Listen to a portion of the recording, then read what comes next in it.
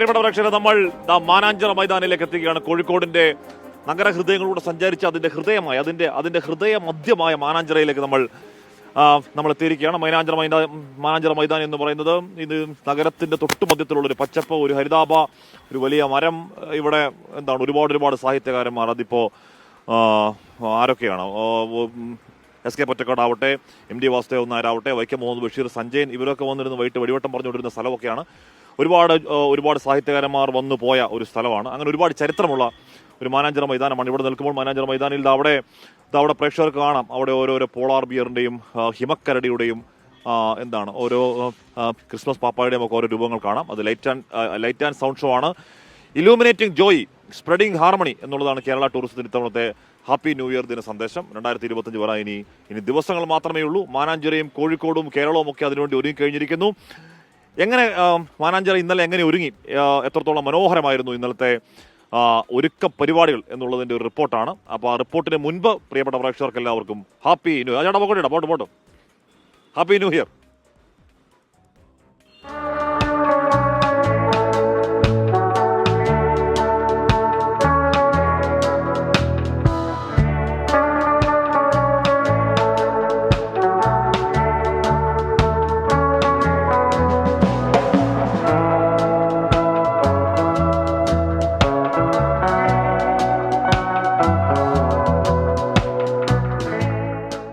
Illuminating joy, spreading harmony എന്ന സന്ദേശമുയർത്തിയാണ് മാനാഞ്ചിറ വെളിച്ചത്തിൽ കുളിച്ചത്. വിവിധ രൂപങ്ങളിലുള്ള ദീപാലങ്കാരങ്ങൾ പുതുവത്സര ദിനം വരെ തെളിഞ്ഞു കത്തും. കോഴിക്കോട് മാനാഞ്ചിറ സ്ക്വയർ കോഴിക്കോടിൻ്റെ ഹൃദയമാണ്. ആ നിലയിൽ മാനാഞ്ചിറ സ്ക്വയർ ആകെ കളർഫുൾ ആവുകയാണ്. ജനങ്ങൾക്ക് ആഘോഷിക്കാനും സന്തോഷിക്കാനും വളരെ പോസിറ്റീവായി ഫാമിലി, കൂട്ടുകാർ എല്ലാവർക്കും വന്ന് മുന്നോട്ട് പോകാനും ഈ വൈബ് കാരണമായി മാറുന്നുണ്ട്. അതാണ് ഇതിൻ്റെ ഏറ്റവും വലിയ പ്രത്യേകത. സ്നോ വേൾഡ് തീമിലാണ് ഇത്തവണ ദീപാലങ്കാരം. കാഴ്ചകൾ കാണാനും സെൽഫി എടുക്കാനും മാനാഞ്ചിറയിലേക്ക് എത്തുന്നത് നിരവധി പേർ.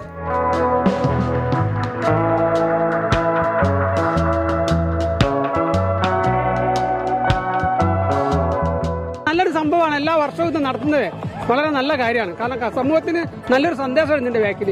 ഭയങ്കര ക്രിയേറ്റീവായിട്ട് ചെയ്തിട്ടുണ്ട്. ഇതൊക്കെ കോഴിക്കോടത്തെ എല്ലാവരെയും ഒരു ആകർഷിക്കുന്ന ഒരു പോയിന്റാണ് നമ്മൾ മാനാഞ്ചിറ സ്ക്വയർ.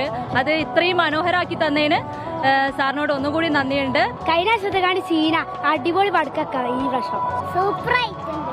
നല്ല രസമുണ്ട് ലൈറ്റ് ഒക്കെ കാണാൻ.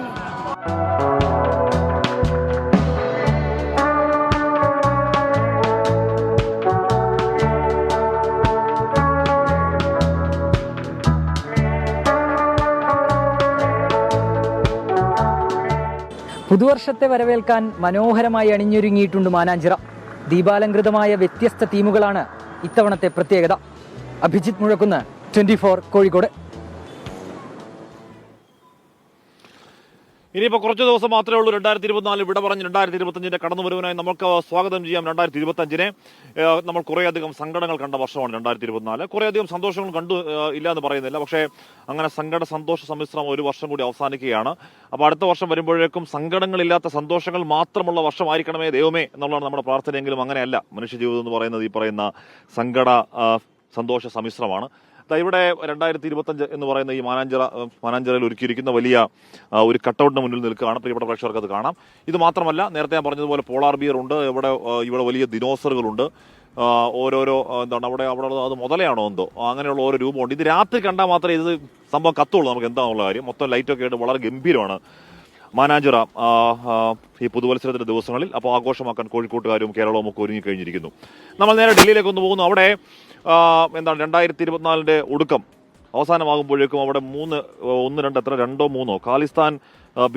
ഖാലിസ്ഥാൻ ഭീകരരെ വധിച്ചു എന്നൊരു വാർത്തയാണ് ഇപ്പോൾ വരുന്നത്. പിലിഭിത്തിൽ നടന്ന ഏറ്റുമുട്ടലാണ് പോലീസ് ഈ ഭീകരരെ വധിച്ചത്. ഭീകരർ പോലീസ് ഹെഡ് പോസ്റ്റ് ആക്രമിച്ചതിനെ തുടർന്നാണ് ഈ ഏറ്റുമുട്ടൽ ഉണ്ടായത്.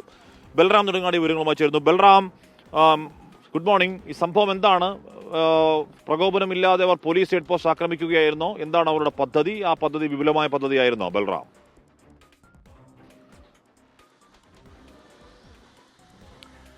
ഹഷ്മി, പഞ്ചാബിലാണ് ഈ ഭീകരവാദികൾ ആക്രമണം നടത്തിയത്. പഞ്ചാബിലെ ഗുരുദാസ്പൂരിലെ പോലീസ് സ്റ്റേഷന് നേരെ ഗ്രനേഡ് എറിയുകയും ബോംബ് എറിയുകയും ചെയ്ത ഭീകരവാദികളെയാണ് ഉത്തർപ്രദേശിൽ വെച്ച് ഉത്തർപ്രദേശ് പോലീസിന്റെ കമാൻഡോ സംഘം വധിച്ചിരിക്കുന്നത്. ഈ ഭീകരർ ആക്രമണം നടത്തിയ ശേഷം പഞ്ചാബ് വിടുകയായിരുന്നു. ഇവർക്ക് വേണ്ടി പഞ്ചാബ് പോലീസ് അന്വേഷണത്തിലായിരുന്നു. ഇതിനിടെ പഞ്ചാബ് പോലീസിൽ നിന്നും ലഭിച്ച രഹസ്യ വിവരത്തിന്റെ അടിസ്ഥാനത്തിൽ ഇവർ ഉത്തർപ്രദേശിലെ പീലിഭത്തിൽ ഉണ്ട് എന്ന വിവരം കൈമാറി. ഇതിന്റെ അടിസ്ഥാനത്തിൽ ഉത്തർപ്രദേശ് പോലീസിന്റെ പ്രത്യേക സംഘം ഇവർക്ക് വേണ്ടിയുള്ള തെരച്ചിൽ നടത്തുകയായിരുന്നു. ഇവരെ പിലിഭത്തിൽ വെച്ച് പോലീസ് ഇവരെ കണ്ടെത്തി. തുടർന്ന് ഇവർ പോലീസ് വാഹനത്തിന് നേരെ വെടിയുതിർക്കുകയായിരുന്നു. തുടർന്നുണ്ടായ ഏറ്റുമുട്ടലിലാണ് 3 ഭീകരവാദികളെയും വധിച്ചിരിക്കുന്നത്. ഇവരിൽ നിന്നും 2 AK-47 തോക്കുകളും 2 പിസ്റ്റലുകളും ഗ്രനേഡുകൾ അടക്കമുള്ള സ്ഫോടക വസ്തുക്കളും കണ്ടെത്തിയിട്ടുണ്ട്. ഗുർവീന്ദർ സിംഗ്, വീരേന്ദർ സിംഗ്, ജസ്പ്രീത് സിംഗ് എന്നീ 3 പേരാണ് കൊല്ലപ്പെട്ടിരിക്കുന്നത്. ഇവർക്കെതിരെ മറ്റു കേസുകളും നിലവിലുണ്ട് എന്നാണ് ലഭ്യമാകുന്ന വിവരം. ഒപ്പം തന്നെ ഇവർ രാജ്യം വിടാൻ, അതായത് നേപ്പാളിലേക്ക് റോഡ് മാർഗം രക്ഷപ്പെടാനുള്ള ശ്രമത്തിലായിരുന്നു എന്ന സൂചനകളുണ്ട്. പോലീസ് അല്പസമയത്തിനകം തന്നെ ഇതുമായി ബന്ധപ്പെട്ട ഈ ഓപ്പറേഷനുമായി ബന്ധപ്പെട്ടുള്ള പൂർണ്ണ വിവരങ്ങളുമായി ബന്ധപ്പെട്ട് മാധ്യമങ്ങളെ കാണും എന്നാണ് അറിയാൻ കഴിയുന്നത്. 3 ഭീകരവാദികളെ വധിച്ചതായി ഉത്തർപ്രദേശ് പോലീസും പഞ്ചാബ് പോലീസും സ്ഥിരീകരിക്കുന്നുണ്ട്. ഹാഷ്മി. ഓക്കെ, ബൽറാമാണ് ആ വാർത്തയുടെ വിവരങ്ങൾ നൽകിയത്. അരുൺ ജി മുട്ടട ചോദിക്കുകയാണ്, ഹാഷ്മി ബ്രോ, കോടികൾ ചെലവാക്കി കേരയിൽ ഉണ്ടാക്കാൻ നടക്കുന്നവർ മൺട്രോത്തുരുത്ത, വൈപ്പിൻ തുടങ്ങിയ സ്ഥലങ്ങളിലെ കുടിവെള്ളക്ഷാമം കാണുന്നില്ലേ എന്ന് ചോദിക്കുന്നുണ്ട്. അവിടെ വെള്ളം എത്തിക്കാൻ മേൽപ്പറഞ്ഞ കോടികളൊന്നും വേണ്ട സാർ എന്ന് പറയുന്നുണ്ട് അരുൺ ജി മുട്ടട. നമുക്ക് യാത്രാ സൗകര്യം ഉറപ്പായും വേണം. അതോടൊപ്പം അതിനേക്കാൾ പ്രധാനം, ഇപ്പോൾ വെള്ളം കുടിച്ചിട്ടാണല്ലോ നമ്മൾ യാത്ര ചെയ്യുന്നത്. കുടിവെള്ള പ്രശ്നം ഉണ്ടായിക്കൂടാ. മാത്രമല്ല, വെള്ളം എടുക്കാൻ പോയി വെള്ളം മറിഞ്ഞ് ഒരു വീട്ടമ്മ മരിക്കുന്നു, ഉദാഹരണമായി മരിക്കുന്നു എന്നൊക്കെ പറയുന്നത് നമുക്ക് അചിന്ത്യമാണ്, ചിന്തിക്കാവതല്ല. ഇനി അതങ്ങനെ ഒരു സംഭവം ഉണ്ടാവാതിരിക്കാനുള്ള ഒരു പാഠം കൂടിയാവട്ടെ അത്. അപ്പോൾ ഒരുപാട് പ്രിയപ്പെട്ട പ്രേക്ഷകർ നമ്മുടെ വാർത്തയിൽ ഓരോ കമൻറ്റുകൾ ഇടുന്നുണ്ട്. സമയം 8 മണി കഴിഞ്ഞ് 55 മിനിറ്റാണ്. നമ്മൾ നേരെ പോകുന്ന അന്താരാഷ്ട്ര കരകൗശല മേളയ്ക്ക് വടകര സർഗാലയയിൽ തിരിതെളിഞ്ഞു എന്നൊരു പോസിറ്റീവ് വാർത്തയിലേക്കാണ്. ടൂറിസം മന്ത്രി മുഹമ്മദ് റിയാസ് ഉദ്ഘാടനം ചെയ്തു. സർഗാലയ കേന്ദ്രമായി 100 കോടിയുടെ ഗ്ലോബൽ ഗേറ്റ് വേ പദ്ധതിയുടെ പ്രവർത്തനം ഉടൻ ആരംഭിക്കും എന്നതാണ് മന്ത്രി മുഹമ്മദ് റിയാസ് പറയുന്നത്.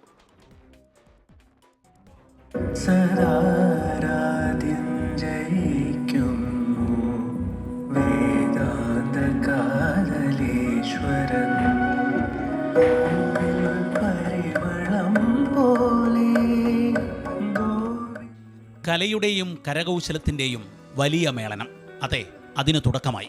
ലോകത്തെ പ്രമുഖ കലാകരകൗശല വിദഗ്ധരെ അണിനിരത്തിയുള്ള സർഗാലയ അന്താരാഷ്ട്ര കലാകരകൗശല മേളയ്ക്ക് പ്രൗഢഗംഭീര തുടക്കം. ഉദ്ഘാടനം ചെയ്ത ടൂറിസം മന്ത്രി PA മുഹമ്മദ് റിയാസ് സർഗാലയ കേന്ദ്രീകരിച്ച് മലബാറിലെ ടൂറിസത്തിന് വലിയ കുതിച്ചുചാട്ടം സർക്കാർ ആസൂത്രണം ചെയ്തതായി പറഞ്ഞു. വികസനത്തിൽ കേന്ദ്ര സംസ്ഥാന സർക്കാരുകളും രാഷ്ട്രീയ പാർട്ടികളും കൂട്ടായ പ്രവർത്തനമാണ് നടത്തേണ്ടതെന്നും മന്ത്രി മുഹമ്മദ് റിയാസ് പറഞ്ഞു. Sargalaya global gateway to Malabar cultural crucible എന്ന പദ്ധതിക്കായി 95 കോടി 34 ലക്ഷം രൂപ അനുവദിച്ചിരിക്കുകയാണ്. സംസ്ഥാന സർക്കാർ കേന്ദ്ര സർക്കാരിന് സമർപ്പിച്ച ഈ പദ്ധതിക്ക് എല്ലാ നിലയിലും സഹായം ചെയ്തു തന്ന കേന്ദ്ര സർക്കാരിനോടും ഇതിനോട് സഹകരിച്ച എല്ലാവരോടും പ്രത്യേകം നന്ദി പറയാൻ കൂടി ഈ വേള ഞാൻ ഉപയോഗപ്പെടുത്താൻ ആഗ്രഹിക്കുകയാണ്.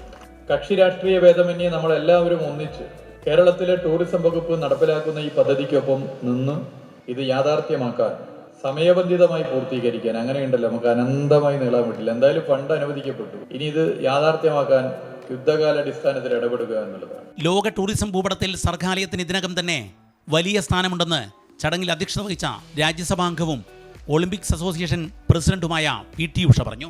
സർഗാലയുടെ ചാലക ശക്തിയായി ഊരാളുങ്കൽ നിൽക്കുന്നിടത്തോളം കാലം വിജയത്തിൽ നിന്ന് വിജയത്തിലേക്ക് മാത്രമേ സർഗാലയ്ക്ക് മുന്നേറാൻ കഴിയൂ എന്നത് അഭിമാനത്തോടെ ഓർക്കുന്നു. Uralungal labour contract society chairman Ramesan Paleri, വിവിധ രാഷ്ട്രീയ പാർട്ടി പ്രതിനിധികൾ, Sargalaya senior general manager TK Rajesh തുടങ്ങിയവർ ചടങ്ങിൽ സംസാരിച്ചു. വടകരയ്ക്ക് വലിയ പുതുവത്സര ആഘോഷമായി മാറുകയാണ് സർഗാലയ അന്താരാഷ്ട്ര കലാകരകൗശലമേള.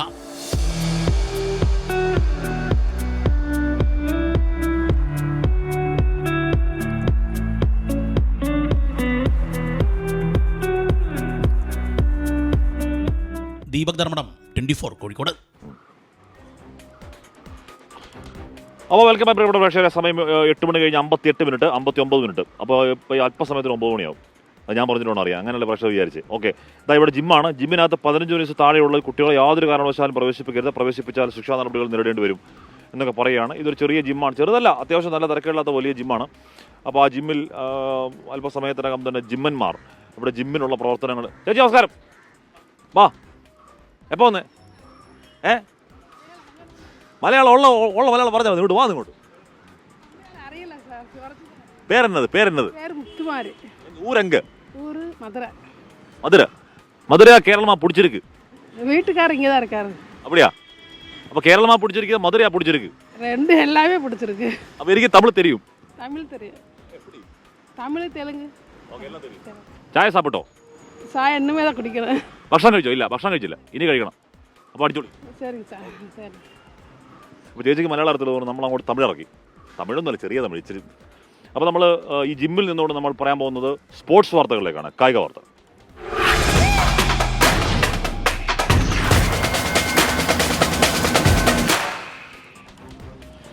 അപ്പോൾ ചാമ്പ്യൻസ് ട്രോഫി ക്രിക്കറ്റിലെ ഇന്ത്യ പാകിസ്ഥാൻ മത്സരം UAE വെച്ച് നടത്താം എന്ന് പറയുകയാണ് പാകിസ്ഥാൻ ക്രിക്കറ്റ് ബോർഡ്. നമ്മൾ അങ്ങോട്ട് പോകത്തുള്ളൂ, നമ്മൾ നേരത്തെ പറഞ്ഞായിരുന്നു. ഫെബ്രുവരി 23-നായിരിക്കും ഈ ബ്ലോക്ക് ബസ്റ്റർ പോരാട്ടമെന്നാണ് റിപ്പോർട്ടുകൾ. സ്പോർട്സ് ഡെസ്കിൽ നിന്നും അനിൽ വാസ്തവ് ചേരുന്നു. അനിൽ, എല്ലാ കാലവും എന്താണ് നമ്മൾ പരമ്പരാഗത വൈരികൾ അല്ലെങ്കിൽ രാഷ്ട്രീയ ശത്രുക്കൾ എന്നൊക്കെ പറയുന്നതിനേക്കാൾ അങ്ങനെ സ്പോർട്സിൽ അങ്ങനെ എനിമിറ്റിക്കൊന്നും വലിയ അടിസ്ഥാനമൊന്നും ഇല്ലെങ്കിൽ കൂടിയും ഇന്ത്യ പാകിസ്ഥാൻ പോരാട്ടം എന്ന് പറയുമ്പോഴത്തേക്കും സംതിങ് സ്പെഷ്യലാണ്. എന്താണ് പ്രതീക്ഷിക്കേണ്ടത് UAE-യിൽ? Anil Vasthav, good morning. Good morning Hashmi. എന്തായാലും ഒരു ബ്ലോക്ക് ബസ്റ്റർ പോരാട്ടം തന്നെയായിരിക്കും ഉണ്ടാവുക എന്ന കാര്യത്തിൽ യാതൊരു തർക്കവുമില്ല. സമീപകാലത്ത് നടന്ന മത്സരങ്ങളൊക്കെ തന്നെ ഏറ്റവും ആവേശകരമായിരുന്നു. ഏറ്റവും ഒടുവിൽ നമ്മൾ കഴിഞ്ഞ ദിവസമൊക്കെ സംസാരിച്ച 2020 ലോകകപ്പിലെ ആ മത്സരമൊക്കെ തന്നെയാണ് ഇപ്പോഴും പെട്ടെന്ന് മനസ്സിലേക്ക് വരുന്നത്.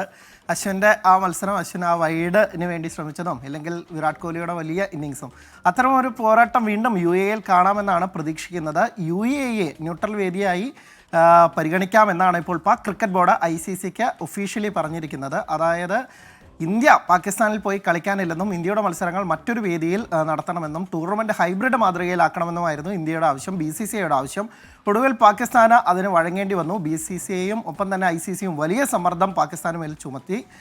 അങ്ങനെ ഒടുവിൽ ഇന്ത്യക്ക് മുന്നിൽ വഴങ്ങിയ പാകിസ്ഥാൻ ഇപ്പോൾ പകരം വേദി എന്നുള്ളതിന് രണ്ട് സാധ്യതകളാണ് ഉണ്ടായിരുന്നത്. ഒന്ന് ശ്രീലങ്ക അല്ലെങ്കിൽ UAE എന്നുള്ളതാണ്. ഇപ്പോൾ UAE-യിൽ മതി എന്നാണ് ഇപ്പോൾ പാകിസ്ഥാൻ പറയുന്നത്. അതായത് UAE ക്രിക്കറ്റ് ബോർഡുമായി അദ്ദേഹം എമിറേറ്റ്സ് ക്രിക്കറ്റ് ബോർഡ് എന്നാണ് അവരറിയപ്പെടുന്നത്. അവരുമായി നടത്തിയ ചർച്ചയിൽ അവിടെ മത്സരം നടത്താമെന്ന് ECB അറിയിച്ചു കഴിഞ്ഞു. അവർ സമ്മതം മൂളിയിട്ടുണ്ട്. അതോടുകൂടി മത്സരം ഇനി ദുബായിൽ വെച്ചായിരിക്കും അല്ലെങ്കിൽ UAE-യിൽ വെച്ചായിരിക്കും. അതവിടെ 3 സ്റ്റേഡിയങ്ങളാണുള്ളത്. അത് ദുബായ്, ഷാർജ, ഒപ്പം തന്നെ അബുദാബി.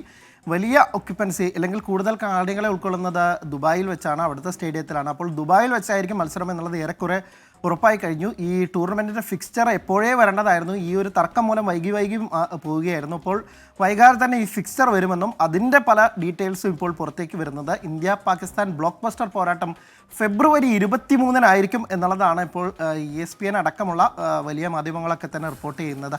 എന്തായാലും ആ പോരാട്ടത്തിനായുള്ള കാത്തിരിപ്പാണ്. ടൂർണമെന്റ് ഫെബ്രുവരി 19 മാർച്ച് ഒരു ബ്ലോക്ക് ബസ്റ്റർ കളി. അതിനകത്ത് മറ്റേ എലിമിറ്റി ഒന്നും നോക്കണ്ട, സ്പോർട്സിൽ അങ്ങനെ എലിമിറ്റി ഒന്നുമില്ല. എന്തായാലും ഗംഭീരമായ കളി നമുക്ക് പ്രതീക്ഷിക്കാൻ കഴിയുമെന്നുള്ളതാണ് നമ്മുടെ അനിൽ വാസ്തവ്, സ്പോർട്സ് മുത്ത് അനിൽ വാസ്തവ് പറയുന്നത്. അങ്ങനെ തന്നെ ആവട്ടെ, ഒരു ബ്ലോക്ക് ബസ്റ്റർ കളി ആവട്ടെ. കായിക പ്രേമികൾക്ക് അതാണല്ലോ വേണ്ടത്.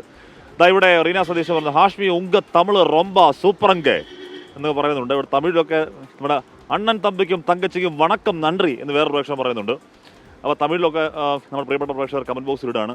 തമിഴ് നമ്മൾ കളിയാക്കണം, തമിഴ് നമുക്ക് അങ്ങനെ അറിയത്തില്ലെങ്കിൽ തമിഴ് എന്തൊരു മനോഹരമായ ഭാഷയാണ്. തമിഴ്ന്ന തായ് തമിഴ് എന്നൊക്കെ തായ് പേച്ച് എന്നൊക്കെ പറയുന്നത് ഭയങ്കര രസമുള്ള കാൽപ്പനികമായ മനോഹരമായ പഴയ ഭാഷകളൊന്നാണല്ലോ. അപ്പോൾ തമിഴ് നമുക്കൊരു ഇഷ്ടമാണ്, അത്യാവശ്യം തമിഴ് പറയാൻ ശ്രമിക്കുകയും ചെയ്യും. അപ്പോൾ പ്രിയപ്പെട്ട പ്രേക്ഷകർ, നമ്മൾ നേരെ പോകുന്നത് നമ്മൾ സ്പോർട്സ് വാർത്തകളിൽ തന്നെ നിൽക്കുകയാണ്. സ്പോർട്സ് വാർത്തകളിൽപ്പെട്ട മറ്റൊരു വാർത്ത എന്ന് പറയുന്നത് അതായത് ബ്ലാസ്റ്റേഴ്സ് തോൽവിയായിരുന്നു. അപ്പോൾ ആ തുടർ തോൽവികൾക്കിടയിൽ കേരള ബ്ലാസ്റ്റേഴ്സിനൊരു ആശ്വാസ ജയം കിട്ടിയിരിക്കുന്നു എന്നുള്ളതാണ്.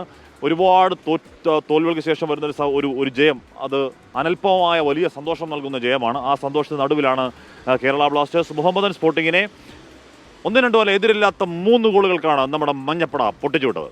അപ്പോൾ പ്രിയപ്പെട്ട പ്രേക്ഷകരെ, സമയം 9 മണി കഴിഞ്ഞ് 4 മിനിറ്റാണ്. പ്രിയപ്പെട്ട പ്രേക്ഷകരൊക്കെ രാവിലത്തെ ഭക്ഷണമൊക്കെ കഴിച്ചിട്ടുണ്ടാകുമെന്ന് കരുതുന്നു. രാവിലെ എന്താണ് കഴിച്ചതെന്നൊക്കെ പറയുക. പിതുക്കിയോ എന്ന് നമ്മുടെ കമന്റ് ബോക്സിൽ ചില പ്രേക്ഷകർ ചോദിക്കുന്നത്. പിതുക്കാൻ പറ്റിയിട്ടില്ല. രാവിലെ ഒരു നെയ്പ്പത്തിൽ മാത്രമേ പിതുക്കാൻ പറ്റുള്ളൂ. അത് ചെറുതാണ്, വിശപ്പിന് പറ്റത്തില്ല. അത് ഈ ഷോ കഴിഞ്ഞിട്ട് വേണം നന്നായിട്ടൊന്ന് പിതുക്കാൻ, ഭക്ഷണം കഴിക്കാൻ. നമ്മുടെ കമന്റ് ബോക്സിലെ ഭക്ഷണം കഴിക്കാൻ എന്ന് പറയുന്ന കൊടുഭാഷയാണ് പ്രിയപ്പെട്ട പ്രേക്ഷകരെ പിതുക്കൽ. അപ്പോൾ നമ്മൾ മാനാഞ്ചിറ മൈതാനത്തിൽ തൊട്ടു പിന്നിലാണ് മാനാഞ്ചിറ മൈതാനം. പുള്ളിക്കുപ്പായമിട്ട് പൊയ്ക്കാലയിൽ നടക്കുന്ന ദീർഘസ്കന്ധനായ ഒട്ടകപ്പുലി, മുക്കറയിട്ട് മണ്ടുന്ന മുൻചുണ്ടിക്കാരനായ കാണ്ടാമൃഗം, വേലികളിൽ മരത്തടി നിരത്തി വെച്ചതുപോലെ ആദവ സ്നാനം ചെയ്യുന്ന മുതലക്കൂട്ടങ്ങൾ, നീല വില്ലീസിന് നിതംബ കഞ്ചുകം ധരിച്ച് നൃത്തം ചവിട്ടി നടക്കുന്ന ഒട്ടക പക്ഷികൾ, ഇതൊക്കെ എഴുതിയത് നൈൽ ഡയറികളിൽ എസ് കെ പൊറ്റക്കാട് കുറിച്ച് വരികളാണ്. ഇത് കാണാൻ എനിക്ക് നേരത്തെ നമ്മൾ പണ്ട് പഠിച്ചു വെച്ചിരുന്നതാണ്, പക്ഷേ അത് കാണാൻ പറഞ്ഞാൽ ഇപ്പോൾ ആത്മവിശ്വാസമില്ല, കുറച്ച് വർഷമായില്ല. അപ്പോൾ അങ്ങനെ സഞ്ചാര സാഹിത്യത്തിൽ തലതൊട്ടപ്പാ തലപ്പൊക്കം എസ് കെ പൊറ്റക്കാട് അങ്ങനെ തലയൂർത്ത് നിൽക്കുകയാണ്. എസ് കെ പൊറ്റക്കാട് എന്ന് പറയുന്ന ദേശത്തിൻ്റെ ഒരു ദേശത്തിൻ്റെ അല്ലെങ്കിൽ പല ദേശങ്ങളുടെ സഞ്ചാര സാഹിത്യം മലയാളത്തെ വായിക്കാൻ പഠിപ്പിച്ച അതുല്യനായ കലാകാരൻ എക്കാലത്തെയും ഓർമ്മകളായി അവിടെ തലപ്പക്കത്ത് അങ്ങനെ നിൽപ്പുണ്ട്. അങ്ങനെ എസ് കെ പൊറ്റക്കാടിൻ്റെ സ്മരണയ്ക്ക് മുന്നിൽ നമ്മൾ ഒരിക്കൽ കൂടി പ്രണാമം ഓർമ്മകൾ അല്ലെങ്കിൽ ആദരം അർപ്പിക്കുകയാണ് കേട്ടോ. അപ്പോൾ പ്രിയപ്പെട്ട പ്രേക്ഷകർ, നമ്മൾ അടുത്തൊരു വാർത്തയിലേക്ക് പോകുമ്പോൾ സമയം ഒന്ന് നോക്കുന്നു. 9:10 CPM-നെതിരെ രൂക്ഷ വിമർശനവുമായി സമസ്ത മുഖപത്രം സുപ്രഭാതം എന്നുള്ളതാണ് അടുത്ത് വരുന്ന വാർത്ത.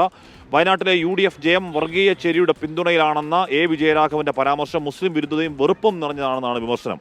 ന്യൂനപക്ഷത്തിനെതിരെ വർഗീയ ആരോപണം ഉന്നയിച്ചാൽ ഭൂരിപക്ഷ പിന്തുണ ലഭിക്കുമെന്നാണ് പ്രതീക്ഷയെങ്കിൽ അത് തിരുത്തണം. സംഘപരിവാർ രാഷ്ട്രീയം പറയലാവരുത് CPM ലക്ഷ്യമെന്നും ലേഖനം. സമീർ ബിൻ കരീം വിവരങ്ങളുമായി ചേർന്നു. സമീർ, ഈ പത്രത്തിൽ പാലക്കാട് തെരഞ്ഞെടുപ്പ് സമയത്ത് വന്ന ഒരു പരസ്യവും അതിനെ തുടർന്ന് ഉണ്ടായ നടപടികൾ ഉണ്ടാകുമെന്ന് പറഞ്ഞ പ്രഖ്യാപനങ്ങളും നടപടി ഉണ്ടാവാതിരിക്കലും അങ്ങനെ മൊത്തത്തിൽ കുഴഞ്ഞു മറിഞ്ഞൊരു സാഹചര്യം തൊട്ടു മുമ്പ് ഉണ്ടായിരുന്നു. ഇപ്പോൾ എന്താണ് സമസ്ത CPM-ന്റെ അല്ലെങ്കിൽ വിജയരാഘവന്റെ ആ പ്രസ്താവനയെക്കുറിച്ചുള്ള വിമർശനം? Good morning Sameer. Very good morning Hashmi. നിലവിൽ CPM-നെതിരെ അതിരൂക്ഷമായ വിമർശനമാണ് സുപ്രഭാത മുഖപത്രത്തിൽ വന്നിരിക്കുന്നത്. സംഘപരിവാറിന് മണ്ണൊരുക്കുന്നുവോ CPM എന്നുള്ള തലക്കെട്ടിലാണ് ഈ മുഖപത്രം പ്രസിദ്ധീകരിച്ചിരിക്കുന്നത്. ഇതിൽ പ്രധാനമായും പറയുന്നത് ഈ മുസ്ലിം വിരുദ്ധ ന്യൂനപക്ഷ വിരുദ്ധ പരാമർശങ്ങളും വിവാദമായിട്ടുള്ള പരാമർശങ്ങളെല്ലാം തന്നെ CPM നേതാക്കൾ നടത്തുന്നത് വർദ്ധിക്കുന്ന ഒരു സാഹചര്യമാണ് നിലവിലുള്ളത്. ഈ വിജയരാഘവൻ കഴിഞ്ഞ ദിവസം ഒരു പരാമർശം നടത്തിയിരുന്നു. രാഹുൽ ഗാന്ധിയും പ്രിയങ്ക ഗാന്ധിയും അവരുടെ വിജയം മുസ്ലിം വർഗീയ ചേരിയുടെ പിന്തുണ കൊണ്ടാണെന്നായിരുന്നു വിജയരാഘവന്റെ പരാമർശം. ഈ പരാമർശം വർഗീയത നിറഞ്ഞതാണ്, അത് ശരിയല്ല, അത് തിരുത്തേണ്ടതാണ് എന്നുള്ളതാണ് നിലവിൽ ഈ സുപ്രഭാത മുഖപത്രത്തിൽ പറയുന്നത്. അതോടൊപ്പം തന്നെ സംഘപരിവാറിന്റെ രാഷ്ട്രീയം പറയലാവരുത് CPM-ന്റെ ലക്ഷ്യമൊന്നും ഇതിൽ ചൂണ്ടിക്കാണിക്കുന്നു. ഒപ്പം തന്നെ ഇത്തരം പരാമർശം നടത്താൻ ഇവിടെ സംഘപരിവാറുണ്ട്, അതുകൊണ്ട് തന്നെ A ടീമുണ്ട്, അതുകൊണ്ട് CPM അതിന്റെ B ടീം ആവാൻ ശ്രമിക്കണ്ട എന്നും ഈ സുപ്രഭാത മുഖപത്രത്തിൽ ഓർമ്മിക്കുന്നു. അതോടൊപ്പം തന്നെ സർക്കാരിന്റെ ന്യൂനപക്ഷ വിരുദ്ധമായിട്ടുള്ള പല നടപടികളും നേരത്തെ തന്നെ സംശയത്തിന്റെ നിഴലിലാക്കുന്ന ഒരു സാഹചര്യം തന്നെ നിലവിലുണ്ട്. അതിലൊന്നായിരുന്നു ഈ പൂരം കലക്കിലൊപ്പം തന്നെ ADGP-ക്കെതിരെ ഉയർന്നു വന്നിരുന്ന വിവാദങ്ങളും പരാമർശവും എല്ലാം തന്നെ ഇതിന്റെ സൂചനയായിരുന്നു എന്നും ഈ മുഖപത്രത്തിൽ വ്യക്തമാക്കുന്നു. അപ്പം തന്നെ സംഘപരിവാറിൽ നുഴഞ്ഞു കയറാനുള്ള അവസരം ഉണ്ടാക്കരുത് എന്ന് പറയേണ്ടത് MA ബേബി ആദ്യം പറയേണ്ടത് തന്റെ സഹപ്രവർത്തകരാണ് എന്നും ഈ മുഖപത്രത്തിൽ വളരെ കൃത്യമായി തന്നെ പറഞ്ഞു വെക്കുന്നു. അടിമുടി CPM-നെ രൂക്ഷമായി വിമർശിച്ചുകൊണ്ടുള്ള മുഖപത്രമാണ് അല്ലെങ്കിൽ മുഖപ്രസംഗമാണ് ഇന്ന് ഈ സമസ്തയുടെ മുഖപത്രത്തിൽ പ്രസിദ്ധീകരിച്ചിരിക്കുന്നത്. ഹാഷ്മി. ഓക്കെ സമീർ, സംഘപരിവാറിന് മണ്ണൊരുക്കുന്നു CPM എന്ന തലക്കെട്ടിലാണ് മുഖപ്രസംഗം. വിജയരാഘവനെ തിരുത്തിയില്ലെങ്കിൽ ചവിട്ടി നിൽക്കുന്ന മണ്ണ് സംഘപരിവാർ കൂടത്തിൽ ഒളിച്ചു പോകും എന്നൊക്കെ പറയാണ്. ആരാണ് പറയുന്നത്? സുപ്രഭാതം ദിനപത്രം. അതുമാത്രമല്ല താഴെ സന്ദീപ് വാര്യർ പറയുന്നുണ്ട്. പാലക്കാട് നല്ലേപ്പള്ളിയിൽ ക്രിസ്മസ് ആഘോഷം കലക്കിയ സംഭവത്തിൽ പിന്നിൽ BJP നേതൃത്വമെന്ന് സന്ദീപ് വാര്യർ പറയുന്നു. കേസ് അട്ടിമറിക്കാൻ ശ്രമിച്ചു. യുവമോർച്ച നേതാക്കൾ പോലീസുമായി ബന്ധപ്പെട്ടു. 3 പ്രതികളിൽ 2 പേർ സജീവ BJP പ്രവർത്തകരാണെന്നൊക്കെ മുൻ BJP നേതാവ് ഇപ്പോൾ കോൺഗ്രസ് നേതാവ് സന്ദീപ് വാര്യർ പറയുന്നുണ്ട്. പ്രിയപ്പെട്ട പക്ഷേ, നമ്മൾ നിൽക്കുന്നത് മാനാഞ്ചിറ സ്ക്വയറിനടുത്തുള്ള മാനാഞ്ചിറ സ്ക്വയറിന് പുറത്തേക്ക് ഇറങ്ങി എസ് കെ പൊറ്റക്കാടിൻ്റെ പ്രതിമയ്ക്ക് അരികിലൊക്കെ നിൽക്കുകയാണ്. അപ്പോൾ ചേട്ടാ നമസ്കാരം. എங்கே ഊര്? തമിഴ്നാട് ചേലത്ത്. ഇവിടെ എங்கே? ഇവിടെ വന്ന് യൂണിവേഴ്സിറ്റി. ഭക്ഷണം കഴിച്ചോ? ചായ കുടിച്ചോ? ചേട്ടാ നമസ്കാരം. എവിടെ? ഇവിടെ തന്നെ കല്ലായോ. അങ്ങനെ പോകാൻ വന്നിരിക്കുക? അല്ല, എപ്പോഴെങ്കിലൊക്കെ ഇങ്ങനെ വന്നിരിക്കും. ഇവിടെ വന്നിരിക്കാറുണ്ട്. ഹായ്, എന്തുണ്ട്? എങ്ങോട്ട് പോകാൻ റെഡി ആയിരിക്കുമല്ലോ? എങ്ങോട്ട് പോകാൻ റെഡി ആയിരിക്കും? അല്ല, ഞാൻ അങ്ങനെ സമയം കാണാൻ കുറച്ച് നേരം വന്നിരിക്കും, ദിവസം വന്നിരിക്കും. അപ്പോൾ അവിടെ ഹലോ ഹൗ ആർ യു? പോവല്ലേ? Hello how are you? പോവല്ലേ? ഓടി പേടിച്ചോടി. ഹായ് ബിജു, ഞാൻ കണ്ടില്ല കേട്ടോ. പേരെന്താ? എത്ര ക്ലാസ്സിലാണ് പഠിക്കുന്നത്? First standard. ഏത് സ്കൂളിലാണ് പഠിക്കുന്നത്? Public school. ക്ലാസ് ടീച്ചറിന്റെ പേരെന്തുവാ? First standard A. ഓക്കെ, ഏറ്റവും അടുത്ത ഫ്രണ്ടിന്റെ പേരെന്തുവാ? ഇസയോ? ഇസ മാത്രമാണോ ഏറ്റവും അടുത്ത ഫ്രണ്ട്? ഇസയാണോ ഭയങ്കര ഇഷ്ടം? ഇസ വേറെ ആർക്കും ഇഷ്ടമുണ്ടോ? മരിയം.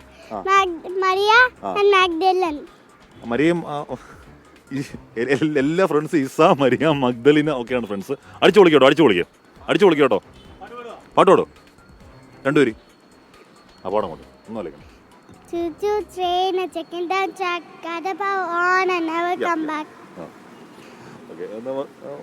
ഒന്നും പാടാം. രണ്ടുപേരും ഇന്നോട് പാടാം. അവനൊന്നും മനസ്സിലായില്ല. ഒന്ന് പാടാം. പഠിക്കും. Choo choo train, a chicken down track. Not about on and never come back. Okay, അപ്പം ഇസ മഗ്ദലിന മേരി ഒക്കെയാണ് നമ്മുടെ പയ്യൻ്റെ കൂട്ടുകാർ. അപ്പോൾ സൗഹൃദങ്ങളൊന്ന് അടിച്ചുപൊളിച്ച് പുരോഗമിക്കട്ടെ. പ്രിയപ്പെട്ട പ്രേക്ഷകർ, നമ്മളിനി സമയം 9 മണി കഴിഞ്ഞ് 14 മിനിറ്റാണ്. എന്ന് പറഞ്ഞാൽ അവിടെ കുറേയധികം നമസ്കാരം, അവിടെ കുറേയധികം ഇരിപ്പിടങ്ങളുണ്ട്. ഞാൻ കരുതി ബസ് കാത്തിരിക്കുന്ന ആൾക്കാർ ഇരിക്കുന്ന, അല്ല അങ്ങനല്ല. ബസ് കാത്ത് മാത്രമല്ല, വെറുതെ ആൾക്കാർ അവിടെ ഒന്ന് ചുമ്മാ ഇരിക്കാനുള്ള ഇത്തരത്തിലുള്ള ഇരിപ്പിട കുറ്റി അല്ലെങ്കിൽ ഇരിപ്പ് കുറ്റി എന്താ ഇതിന് പറയാം. അപ്പോൾ ഇവിടെ ഒന്ന് ഇങ്ങനെ സമാധാനമായിട്ട് ശാന്തമായിട്ടിരിക്കാം എന്നാണ് പറയുന്നത്. അപ്പോൾ അങ്ങനെ വലിയ സമാധാനമെന്നാണ് ഇവിടെ ഇരിക്കുന്നവർ പറയുന്നത്. അങ്ങനെ നമ്മൾ സമാധാനത്തിൽ ഇവിടെ ഇരിക്കുമ്പോൾ നമ്മൾ നേരെ സന്നിധാനത്തേക്ക് കയറുന്നു. ശരണം സന്നിധാനം. സൈക്കിൾ പ്യൂർ അഗർബത്തി ശരണം സന്നിധാനം സമർപ്പിക്കുന്നത് അഗർബത്തി എന്നാൽ സൈക്കിൾ.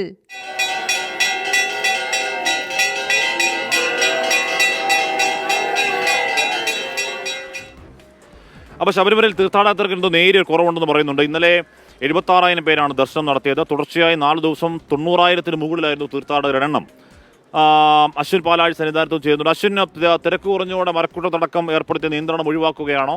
തിരക്കങ്ങനെ നേരിയതായി കുറയാനുള്ള കാരണം എന്താണ് അശ്വിൻ? കാശ്മീർ സ്വാഭാവികമായും തിരക്ക് കൂടേണ്ട സമയമാണ്. കാരണം ഇനിയിപ്പോൾ 2 ദിവസത്തിനപ്പുറം മണ്ഡല പൂജയിലേക്ക് കടക്കുകയാണ് സന്നിധാനം. അപ്പോൾ ഇതര സംസ്ഥാനങ്ങളിലടക്കം കൂടുതൽ തീർത്ഥാടകർ എത്തേണ്ട സമയമാണ്. പക്ഷേ ഇന്നലെ മുതൽ തീർത്ഥാടകരുടെ എണ്ണത്തിൽ വലിയ കുറവെന്ന് പറയാൻ പറ്റില്ല. എങ്കിൽ പോലും കഴിഞ്ഞ ദിവസങ്ങളിൽ 96,000 ഒക്കെ പ്രതിദിനം വന്നിരുന്നിടത്ത് ഇന്നലെ 76,000 ആളുകളാണ് ദർശനം നടത്തിയത്. ഇന്നും അതേ ഒരു പാറ്റേണിൽ തന്നെയാണ് തീർത്ഥാടകരുടെ തിരക്ക് വരുന്നത്. ഇതുവരെയുള്ള എണ്ണം നോക്കുമ്പോൾ രാവിലെ 8 മണിവരെയുള്ള എണ്ണം 31,000 ആളുകൾ മാത്രമാണ് ദർശനം നടത്തിയത്. കഴിഞ്ഞ തിരക്കുള്ള ദിവസങ്ങളിലൊക്കെ അത് രാവിലെ 47,000-ലേക്കൊക്കെ 8 മണിവരെയുള്ള കണക്ക് പോയിരുന്ന സമയമായിരുന്നു ഉണ്ടായിരുന്നത്. ഇപ്പോൾ അത് കുറഞ്ഞിട്ടുണ്ട്. എന്തായാലും വരും ദിവസങ്ങളിലേക്ക് വരാം എന്നുള്ളൊരു പ്രതീക്ഷയിൽ ആളുകൾ ഒരുപക്ഷെ മാറി നിൽക്കുന്നതാകാം. ഇനിയിപ്പോൾ നാളെയും മറ്റന്നാളും 25-ാം തീയതി 26-ാം തീയതിയും വലിയ നിയന്ത്രണങ്ങളുണ്ട് തീർത്ഥാടകർക്ക്. 60,000 പേർക്ക് മാത്രമാണ് കയറാനാവുക. Spot booking 5,000-ആക്കി വെട്ടിക്കുറച്ചിട്ടുണ്ട്. എന്തായാലും തിരക്ക് വലിയ തോതിൽ ഇനി വർദ്ധിക്കാനുള്ള സാഹചര്യമില്ല. കാരണം നിയന്ത്രണങ്ങളൊക്കെ ഉള്ളതുകൊണ്ട്. എന്തായാലും തിരക്ക് കുറഞ്ഞും കൂടിയുമൊക്കെ ഇരിക്കുന്ന സാഹചര്യത്തിൽ പോലും ഭക്തർക്ക് കൃത്യമായി സുഗമമായി ദർശനം നടത്താൻ ഇപ്പോഴും സാധിക്കുന്നുണ്ട് എന്നുള്ളതാണ് ശബരിമലയിൽ നിന്ന് പറയാനുള്ളത്. ഹാഷ്മി.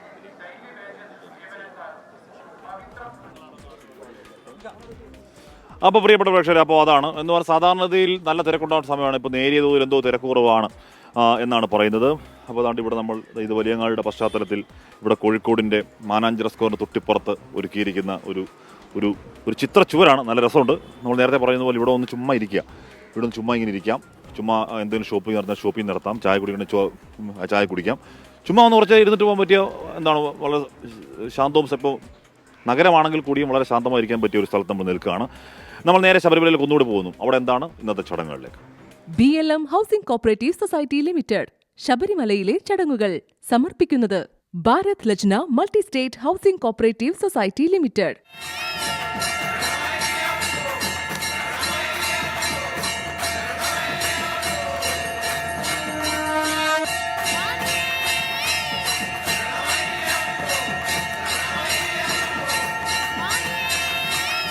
കേരളത്തിന്റെ ലഹരിക്കടത്ത് വെൽക്കം ബാക്ക് പ്രിയപ്പെട്ട പ്രേക്ഷകരെ. സമയം 9 മണി 18 മിനിറ്റാണ്. കേരളത്തിലേക്കുള്ള ലഹരിക്കടത്തിന്റെ പിന്നാമ്പുറങ്ങൾ തേടി ഒരു അന്വേഷണമായി 24 വാർത്താ സംഘം ഇറങ്ങിയിരിക്കുന്നു. ലഹരിക്കടത്തിന്റെ കാണാപ്പുറങ്ങൾ തേടിയാണ്. പ്രത്യേക ക്യാമ്പ് ഇന്ന് തുടക്കമാകുന്നു. എസ് ശ്യാംകുമാറും വിഷ്ണു സുരേഷും ആരൊക്കെയാണ് നമ്മുടെ കുറുവ ടീം, കുറുവ ബ്രോസ് അല്ലെങ്കിൽ കുറുവ ബ്രദേഴ്സ്, അങ്ങനെ നല്ല കേട്ടോ. എസ് ശ്യാംകുമാറും വിഷ്ണു സുരേഷും അരുൺ പൂപ്പറമ്പ്, കുറുവ ബ്രദേഴ്സിൻ്റെ കൂടെ അരുൺ പൂപ്പറമ്പ് കൂടി ഇറങ്ങിയപ്പോഴേക്കും നമ്മൾ കണ്ടെത്താൻ കഴിയുന്ന ഞെട്ടിക്കുന്ന വിവരങ്ങൾ. അത് ഇന്ന് രാത്രി 8:30 പ്രൈം ടൈം വിത്ത് SKN മുതൽ തുടങ്ങുകയാണ്. ലഹരി കേന്ദ്രമോ കൊച്ചി? കേരളത്തിലേക്ക് ലഹരി വരുന്ന വഴി ഏത്? കേരളത്തിലേക്ക് രാസലഹരി ഒഴുകുന്ന ബാംഗ്ലൂരിലൂടെ അന്വേഷണം ആരംഭിക്കുകയാണ് 24 സംഘം. ലഹരി വിപണിയുടെ ഇടനാഴിയിലൂടെ 24 അന്വേഷണം.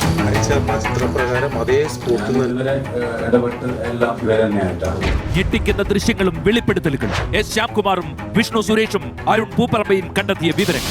ലഹരിക്കടത്തിന്റെ കാണാപ്പുറങ്ങൾ 24 അന്വേഷണ പരമ്പര. ഇന്ന് രാത്രി 8:30 പ്രൈം ടൈം വിത്ത് SKN. 24 ആദ്യം ആധികാരികം.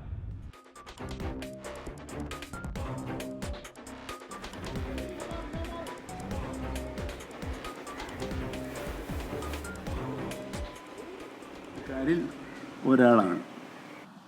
നിലവിലുള്ള നിയമത്തിൽ അത് തുടരുകയാണോ വേണ്ടത്? അത് തുടരുകയാണ് വേണ്ടത് എന്ന് വനസംരക്ഷണ കർഷക സംരക്ഷണ ആളുകൾ പറഞ്ഞാൽ തുടരുന്നതിന് എനിക്ക് വ്യക്തിപരമായ ഒരു വിരോധമില്ല. എന്നാൽ വാച്ചർമാരുടെ ഗണത്തിൽപ്പെടുന്നവർക്ക് ഇങ്ങനെയൊരു അധികാരമുള്ളത് എടുത്തു കളയാനാണ് തീരുമാനിച്ചത്. അറസ്റ്റ് ചെയ്യാനുള്ള അധികാരം, പക്ഷേ ഈ നിയമഭാഷ വരുമ്പോൾ നേരത്തെയുള്ള വാക്കിൽ നിന്നും അറസ്റ്റ് അധികാരം ബീറ്റ് ഫോറസ്റ്റ് ഓഫീസർ മുതലുള്ളവർക്കായി, അതിൻ്റെ താഴെയുള്ളവരിപ്പോൾ ഉണ്ട്, അതാണ് ചെയ്തിരിക്കുന്നത്. അപ്പോൾ എനിക്ക് വിരോധമില്ല വ്യക്തിപരമായി. ഇപ്പോഴുള്ളതാണോ വേണ്ടത്, ഈ മാറ്റമാണോ വേണ്ടത്? ഇത് ഇത്രയും പോരാന്ന് പറഞ്ഞാൽ നമുക്ക് മനസ്സിലാക്കാം. ബീറ്റ് ഫോറസ്റ്റർ പോരാ, അല്ലെങ്കിൽ കുറച്ചും കൂടി ഉത്തരവാദപ്പെട്ട ഉദ്യോഗസ്ഥന്മാർ വേണമെന്നൊരു കാര്യം പറഞ്ഞാൽ അത് മനസ്സിലാക്കുന്നതിനൊരു പ്രയാസവും നമുക്കറിയാം. പക്ഷേ ഇപ്പോഴുള്ളതാണോ തുടരേണ്ടത്, ഇതാണോ അതിനേക്കാൾ മെച്ചം ഇതാണോ? രണ്ടാമത്തെ എന്താണ്, ഇതേപോലെ തന്നെ തൊണ്ടി സാധനങ്ങൾ പിടിച്ചെടുക്കുന്നതിനും കണ്ടുകെട്ടുന്നതിനും വാച്ചർ ഉൾപ്പെടെയുള്ള ഏത് ഫോറസ്റ്റ് ഓഫീസർമാർക്കും ഇപ്പോൾ അധികാരമുണ്ട്. അവിടെയും നമ്മൾ വാച്ചർമാരെ ഒഴിവാക്കിക്കൊണ്ടുള്ള ഒരു ഭേദഗതിയാണ് നിർദ്ദേശിച്ചത്. അത് വളരെ ലഘുവായ ഭേദഗതിയാണ്. അതിന്മേൽ പിടിച്ച് ജനങ്ങളെ തെറ്റിദ്ധരിപ്പിക്കാനുള്ള ശ്രമങ്ങൾ നടത്തുന്നത് ഒട്ടും ഒരു യുക്തിക്കും നിരക്കുന്നതല്ല. മറ്റൊന്നെന്താണ്, ഇപ്പോൾ ക്രിമിനൽ നടപടി നിയമമുണ്ട്. പോലീസുകാർ അറസ്റ്റ് ചെയ്യുമ്പോൾ, നടപടികൾ സ്വീകരിക്കുമ്പോൾ ഭാരതീയ നാഗരിക സുരക്ഷാ സംഹിതയിലെ വ്യവസ്ഥകൾ പാലിക്കണമെന്ന് നിർബന്ധമുണ്ട്. എന്നാൽ ഇവിടെ അതില്ല. അപ്പോൾ ഇനി മുതൽ അത് വനം വകുപ്പിലും നടപ്പിലാക്കാൻ ശ്രമിക്കുന്നത് അറസ്റ്റ് ചെയ്യാൻ നടപടിക്രമങ്ങൾ ഒന്നുമില്ലാതെ നടത്തുന്ന ഇപ്പോഴത്തെ സാഹചര്യത്തെക്കാൾ മെച്ചമാണോ ദോഷമാണോ എന്ന് നിഷ്പക്ഷമതികൾ ആലോചിക്കണമെന്നാണ് എനിക്ക് അപേക്ഷിക്കാനുള്ളത്. ഇപ്പോഴത്തെ നിയമപ്രകാരം സ്വകാര്യ വ്യക്തികൾക്ക് അവരുടെ ഭൂമിയിൽ വളരുന്ന ചന്ദനമരം മുറിക്കാൻ അധികാരമില്ല. എന്നാൽ വനം വകുപ്പ് മുഖേന ചന്ദനം മുറിച്ച് വിൽപ്പന നടത്തി ആയതിൻ്റെ വില ഈടാക്കി ബില്ലിൽ വ്യവസ്ഥ ചെയ്തു. അതെങ്ങനെയാണ് കർഷകദ്രോഹം എന്നെനിക്ക് മനസ്സിലായില്ല. ഇത് കർഷകദ്രോഹമാണ് എന്ന് പറയുന്നവർ, ഇത്രയും അറിവും പരിചയമുള്ള ആളുകൾ അങ്ങനെ പറയുമ്പോൾ ഇത് കർഷകദ്രോഹമാണോ അല്ലയോ എന്ന് വ്യക്തമാക്കേണ്ടതായിട്ടാണുള്ളത്. പിന്നെ വരുന്നൊരു ഭേദഗതി, ബാക്കി എല്ലാ നിയമത്തിലും രാജിയാക്കൽ എന്ന് പറയുന്ന ഒരു കോമ്പൗണ്ടിങ് എന്ന് പറയുന്ന ഒരു വ്യവസ്ഥയുണ്ട്. ACF മുകളിലുള്ള ഉദ്യോഗസ്ഥന്മാർക്ക്. വനമന്ത്രി A.K. ശശീന്ദ്രൻ മാധ്യമങ്ങളോട് സംസാരിക്കുകയായിരുന്നു. എനിക്കൊന്ന് വന നിയമ ഭേദഗതിയുമായി ബന്ധപ്പെട്ട കാര്യങ്ങൾ, പിന്നെ കേസെടുക്കാൻ ബന്ധപ്പെട്ട കാര്യങ്ങളെ കുറിച്ചൊരു വിശദമായി പറയുകയാണ് വനമന്ത്രി A.K. ശശീന്ദ്രൻ. അപ്പോൾ പ്രിയപ്പെട്ട പ്രേക്ഷകരുടെ സമയം 9 മണി കഴിഞ്ഞ് 22 മിനിറ്റാണ്. കുറേയധികം വാർത്തകൾ ബാക്കിയാണ്. PP ജെയിംസ് ഒക്കെ വരാനിരിക്കുന്നു. കോഴിക്കോട് കണ്ണൂർ റൂട്ടിൽ ഓടുന്ന പ്രൈവറ്റ് ബസ്സുകളുടെ മത്സരോട്ടം അവസാനിപ്പിക്കാൻ അധികാരികൾ ഇടപെടണം. യാതൊരു പരിശോധനയും ബസ്സുകൾ നടക്കുന്നില്ല. നേരത്തെയും സമാനമായ ഒരു കമന്റ് വേറൊരു പ്രേക്ഷകൻ പറഞ്ഞു. അപ്പോൾ അങ്ങനെ പ്രേക്ഷകർ ഒരു കമന്റ് തന്നെ ആവർത്തിക്കുകയാണെങ്കിൽ ഓർത്തോണം, അതിലെന്തോ കഥയുണ്ട്. അപ്പോൾ എന്തായാലും അവിടെ പരിശോധന ഉറപ്പായും വരണം. ധന്യ പറയുന്നു ഹാഷ്മി നിലമ്പൂരിലേക്ക് ഒരു ദിവസം വരും, ഉറപ്പായും നിലമ്പൂരിലേക്ക് ഒരു ദിവസം വരും. അപ്പോൾ പ്രിയപ്പെട്ട പ്രേക്ഷകർ, നമ്മുടെ വാർത്തായാത്ര അങ്ങനെ തുടരുകയാണ്. ഇവിടെ നമ്മൾ പോലീസ് ഹെഡ് പോസ്റ്റ് കാണുന്നു. പോലീസ് ഹെഡ് പോസ്റ്റിൽ നമസ്കാരം. ഈ മരം ഇങ്ങനെ നിൽക്കുന്നത് എന്തോ? ഇത് ഏത് സമയത്തും ഒരു അപകട നിലയിലാണ് ഇതുള്ളത്. ഏത് പോലീസുകാരനാണ് ഇവിടെ കിടന്ന് മരിക്കുക എന്നുള്ളത് ഒരു ഇത് ഉറപ്പില്ലാത്ത വിഷയമാണ്. ഞങ്ങൾ കോർപ്പറേഷൻ മേയറെ അടുത്ത്, അതേമാതിരി ഹെൽത്ത് വിഭാഗവും എല്ലാവരുടെ അടുത്തും ഈ ആവശ്യങ്ങൾ ഉന്നയിച്ചിട്ടുണ്ട്. ഹെഡ് പോസ്റ്റ് മാറ്റിയാൽ മതി, ഇല്ല മരം മാറ്റിയാൽ അല്ല, ഹെഡ് പോസ്റ്റ് മാറ്റിയില്ല, മാറ്റാൻ സൗകര്യമില്ല. മരത്തിൻ്റെ കൊമ്പൊന്ന് മുറിച്ചു കൊടുത്താൽ മതി. അപ്പം ഒരുപാട് ആളുകൾ മരിക്കുന്ന ബസ്സിൻ്റെ മുകളിലും ഒരു വിഷയം ഉണ്ടാകുന്ന പ്രശ്നമുള്ള നടക്കുന്ന സമയമാണ്. അപ്പോൾ ഞങ്ങൾ അവരെ ശ്രദ്ധപ്പെടുത്തിയിട്ടുണ്ട്. അപ്പോൾ ഇതുവരെ ഒരു നടപടിയായിട്ടില്ല. മാഡം പേടിയുണ്ടോ? ഇല്ല. ചെറിയ പേടിയുണ്ടോ? ഡ്യൂട്ടിക്കിടെയൊന്നും ശ്രദ്ധിക്കാറില്ല? ഡ്യൂട്ടി രാവിലെ തുടങ്ങും, രാവിലെ വരുന്നത്? രാവിലെ 8 മുതൽ രാത്രി 9. അപ്പോൾ അവിടെ നാട് പ്രേക്ഷകർക്ക് കാണാം. ഇവിടെ ഹെഡ് പോസ്റ്റിൻ്റെ മുകളിൽ ഒരു മരം ഇങ്ങനെ ചാഞ്ഞ് നിൽപ്പാണ്. അപ്പോൾ മരം ചാഞ്ഞ് നിൽക്കുമ്പോഴേക്കും അത് ഒരു അപകട ഭീഷണി ഉണ്ടാക്കുന്നുണ്ടെന്ന് ശരിയാമണ്ണം പറയാണ്. ഹായ് പേരെന്താ? ആദിക്. ഓക്കെ, അവന് പേരെന്താ? അച്യുത് കണ്ണ്. ഓക്കെ, മോൻ്റെയോ? ഋഷവ് കണ്ണ്. ഋഷഭാണ് എത്ര ക്ലാസ്സിലാണ് പഠിക്കുന്നത്? UKG നീ എത്രല്ല പഠിക്കുന്നത്? UKGB. നീ എത്രല്ല പഠിക്കുന്നത്? 4th B. ട്വിൻസാ? അല്ല അനിയൻ്റെ മോനാണ്. ഇത് രണ്ട് എൻ്റെ മോൻ, അത് അനിയൻ്റെ മോനാണ്. അമ്മ രാവിലെ എങ്ങോട്ട് ഇറങ്ങി എല്ലാവരും? ഞങ്ങൾ ഇവിടെ കോഴിക്കോട് മക്കളിലൊന്ന് നമ്മുടെ 24 സ്ഥിരം പ്രേക്ഷകരോടോ അല്ലേ? അതല്ലേ പറയുന്നത്, അമ്മ 24 അല്ലേ ഇത്. നമ്മളെ കണ്ടപ്പോഴേക്കും കുഞ്ഞുങ്ങൾ 24 എന്ന് പറയുന്നുണ്ടായിരുന്നു. അപ്പോൾ അപ്പോൾ പ്രിയപ്പെട്ട പ്രേക്ഷകരെ, അങ്ങനെ അപ്പോൾ നമ്മുടെ പ്രേക്ഷക സ്നേഹങ്ങൾ ഏറ്റുവാങ്ങി കോഴിക്കോടിൻ്റെ വിരിമാറിലൂടെ, കോഴിക്കോടിൻ്റെ ഹൃദയത്തിലൂടെ നമ്മളങ്ങനെ നടക്കുകയാണ്. നമ്മൾ നേരെ പോകുന്ന കോഴിക്കോട് നിന്ന് വിദേശ വാർത്തകളിലേക്കാണ്. PP അണ്ണൻ എവിടെ എന്ന് കുറേ പ്രേക്ഷകർ ചോദിക്കുന്നുണ്ടായിരുന്നു. PP അണ്ണൻ ദാ എത്തുന്നു. James sir, good morning. James sir, good morning. Hashmi, hi. Hashmi, എങ്ങനെയുണ്ട് അവിടെ? ജെയിംസ് സാർ, ഇവിടെ അവിടെ ഗസയിലൊക്കെ പിന്നെയും ഈ പറയുന്ന രീതിയിൽ സ്കൂളുകളിലും ഒക്കെ വീണ്ടും കൊലപാതകങ്ങൾ തുടരുകയാണ്. ഒരുപാട് കുഞ്ഞുങ്ങളെയൊക്കെ വീണ്ടും കൊന്നൊടുക്കുകയാണ്. സ്കൂളുകളിലാണെങ്കിൽ അവസാന കുഞ്ഞിനെ കൊല്ലുക, അവസാന അധ്യാപികയെ കൊല്ലുക. ആശുപത്രികളിലാണെങ്കിൽ അവസാന ഡോക്ടറെ കൊല്ലുക. ഏത് സ്ഥാപനങ്ങളാണെങ്കിലും അവിടുത്തെ അവസാന ജീവനക്കാരനെ കൊല്ലുക. ഇത് എത്ര നാൾ തുടരാൻ കഴിയും ഇസ്രായേൽ എന്ന രാജ്യത്തിന് ഈ നരമേധം? James sir. ഹാഷ്മി, ഇത് യഥാർത്ഥത്തിൽ എന്താ പറയുക, യുദ്ധത്തിൽ ഒരിക്കലും ചെയ്യാൻ പാടില്ലാത്തതാണ്. ആശുപത്രികൾ ആക്രമിക്കാൻ പാടില്ല, സ്കൂളുകൾ ആക്രമിക്കാൻ പാടില്ല, ആരാധനാലയങ്ങൾ ആക്രമിക്കാൻ പാടില്ല, ദുരിതാശ്വാസ ക്യാമ്പുകൾ ആക്രമിക്കാൻ പാടില്ല. ഈ യുദ്ധ നിയമങ്ങൾ, അന്താരാഷ്ട്ര യുദ്ധ നിയമങ്ങളെ മുഴുവൻ കാറ്റിൽ പറത്തിക്കൊണ്ടാണ് യഥാർത്ഥത്തിൽ ഹമാസിനെയാണ് നേരിടുന്നതെന്ന് ഇസ്രായേൽ പറയുകയും അവരാക്രമിക്കുന്നത് ഇപ്പോൾ തെക്കൻ ഗസയിലെ ഖാൻ യൂണിസിലെ അൽമവാസി ദുരിതാശ്വാസ ക്യാമ്പ് ഇപ്പോൾ കത്തുകയാണ്. അതിലെ ടെൻറ്റുകൾക്ക് നേരെയാണ് ഏറ്റവും വലിയ ആക്രമണം നടന്നത്. ടെൻറ്റുകളൊക്കെ കത്തി മനുഷ്യർ വെന്തു മരിക്കുന്നു. ഈ മണിക്കൂറുകളിൽ കൊല്ലപ്പെട്ടത് 40ഓളം പേരാണ് ഹാഷ്മി. അപ്പോൾ ഇതിനെതിരെ രംഗത്ത് വന്നിരിക്കുന്നത് ഇതൊരു ഇസ്ലാം മത വിശ്വാസികൾ ഏറ്റവും കൂടുതലുള്ള, അല്ലെങ്കിൽ ഒരുപക്ഷെ 99% ഇസ്ലാം മത വിശ്വാസികളുള്ള ഒരു ഗസയിലാണ് ഇസ്രായേൽ ആക്രമണം നടത്തുന്നത്. ഇതിനെതിരെ അതിശക്തമായി രംഗത്ത് വന്നിരിക്കുന്നത് കത്തോലിക്ക സഭയുടെ പരമാധ്യക്ഷൻ. 2ാം ദിവസമാണ് മാർപ്പാപ്പ അതിനിശ്ചിതമായ ഭാഷയിൽ ഇസ്രായേലിനെ കുറ്റപ്പെടുത്തി രംഗത്ത് വന്നിരിക്കുന്നത്. കുട്ടികൾക്കെതിരെ മിഷൻ ഗൺ വയ്ക്കുക, സ്കൂളുകളും ആശുപത്രികളും തകർക്കുക, ഇത് മനുഷ്യത്വത്തോടുള്ള ക്രൂരതയാണ്, ഇത് നിർത്തണം എന്ന് ഒരു മറ്റു മതവിഭാഗത്തിൽപ്പെട്ട ഒരു പരമാധ്യക്ഷൻ, ഒരുപക്ഷെ ലോകത്തിൻ്റെ മനസാക്ഷിയായിട്ട് അറിയപ്പെടുന്ന ഫ്രാൻസിസ് മാർപ്പാപ്പ വരെ പറയുന്ന അവസ്ഥയിൽ കാര്യങ്ങൾ എത്തുന്നു എന്ന് പറയുന്നത് തന്നെ ഈ ഗസയിൽ നടക്കുന്നത് നരഹത്യയാണ്, അവിടെ നടക്കുന്നത് വംശഹത്യയാണോ എന്ന് മാർപ്പാപ്പയും ലോക നേതാക്കളൊക്കെ ചോദിച്ചു. പക്ഷേ ഇസ്രായേൽ വഴങ്ങുന്നില്ല. അതിനിടയിൽ ഒരുപക്ഷെ ഹാഷ്മി, വളരെ വിചിത്രമായിട്ടൊരു കാര്യം, ഇസ്രായേലിലെ പ്രധാനമന്ത്രി ബെഞ്ചമിൻ നെതന്യാഹു ഒരു വെടിനിർത്തൽ പദ്ധതി അട്ടിമറിക്കുകയാണെന്ന് ആരോപിച്ചിരിക്കുന്നത് മറ്റാരുമല്ല, ഇസ്രായേലിലെ പ്രതിപക്ഷം തന്നെ. അവിടുത്തെ പ്രതിപക്ഷ നേതാവ് ബെന്നി ഗാൻസ് ആ തരത്തിൽ ആരോപണം ഉന്നയിച്ചിരിക്കുന്നു. പ്രതിപക്ഷം പറയുന്നത് ഈ യുദ്ധം അവസാനിച്ച് കാണാൻ, ഇവിടുത്തെ ഇസ്രായേലി ബന്ദികളെ വിട്ടുകിട്ടാൻ താല്പര്യമില്ല ഇസ്രായേലി പ്രധാനമന്ത്രിക്ക് എന്നുള്ള ആരോപണമാണ് ഉന്നയിച്ചിരിക്കുന്നത്. അപ്പോൾ ഇതിൻ്റെയൊക്കെ പശ്ചാത്തലത്തിൽ അതിനിടയിൽ സംഭവിക്കുന്ന കാര്യം നമ്മൾ ഇന്നലെ പറഞ്ഞതാണ്. ഇസ്രായേലിലെ ടെല്ലവീവിലേക്ക് യമനിൽ നിന്ന് ഹൂതികളുടെ മിസൈലുകൾ പതിച്ചിരുന്നു. ഒരുപാട് പേർക്ക് പരിക്കേറ്റു എന്ന് മാത്രമല്ല, സ്കൂൾ തകർന്നു, പാർക്ക് തകർന്നു. അതിന് പ്രത്യാക്രമണം എന്ന നിലയിൽ ഇസ്രായേൽ യമനിലെ ഹൂതി കേന്ദ്രങ്ങളിൽ വൻ ആക്രമണം നടത്തിയെന്ന വാർത്ത കൂടി വരുന്നു. അതിന് പുറമെയാണ് ചെങ്കടലിൽ നിന്ന് അമേരിക്കയുടെ യുദ്ധവിമാനങ്ങൾ യമനിലെ ഹൂതികളുടെ തലസ്ഥാനത്തെ സനയിലെ കേന്ദ്രത്തിലേക്ക് വലിയ ആക്രമണം നടത്തിയെന്നുള്ളതും. ഈ തരത്തിൽ യമനിലും ആക്രമണം നടക്കുന്നു. അതുപോലെ തന്നെ സിറിയയിൽ പോരാട്ടം തുടരുകയാണ് കുർദിഷ് പോരാളികളും. അതുപോലെ തന്നെ അവിടുത്തെ IS തമ്മിൽ വടക്ക് നടക്കുന്നുണ്ട്. ഇസ്രായേൽ ഗോലോൻ കുന്നുകൾ വിട്ട് മൗണ്ട് ഹെർമൻ പിടിച്ചു വച്ചിരിക്കുന്നു. ഇതിനിടയിലാണ് ഒരു പക്ഷേ ഗസയിലെ ക്രൂരതയെക്കുറിച്ച് പറയുകയാണെങ്കിൽ അവിടെ കമൽ അദ്വാൻ എന്ന വടക്കൻ ഗസയിലെ ആശുപത്രി വിട്ടൊഴിയാൻ അന്ത്യശാസനം നൽകിയിരിക്കുന്നു ഇസ്രായേൽ. പക്ഷെ അത് സാധിക്കില്ല എന്നാണ് പറയുന്നത്. കാരണം 100 പേര് അതീവ ഇവിടെ അതിനിടയിൽ യുക്രൈനിലെ അതെ ജെയിംസ് സാർ, ഇവിടെ യുക്രൈനിൽ തർക്കത്തിൽ ഈ റഷ്യൻ പ്രസിഡന്റിനെ സന്ദർശിക്കുന്നുണ്ട് നാറ്റോ അംഗമായ സ്ലോവാക്യയുടെ പ്രധാനമന്ത്രി. ആ സന്ദർശനത്തിന്റെ ഒരു രാഷ്ട്രീയ പ്രാധാന്യം എന്താണ് ജെയിംസ്? തീർച്ചയായിട്ടും ഹാഷ്മി, ഈ സ്ലോവാക്യ എന്ന് പറയുന്നത് നാറ്റോ സഖ്യത്തിലെ അംഗമാണ്.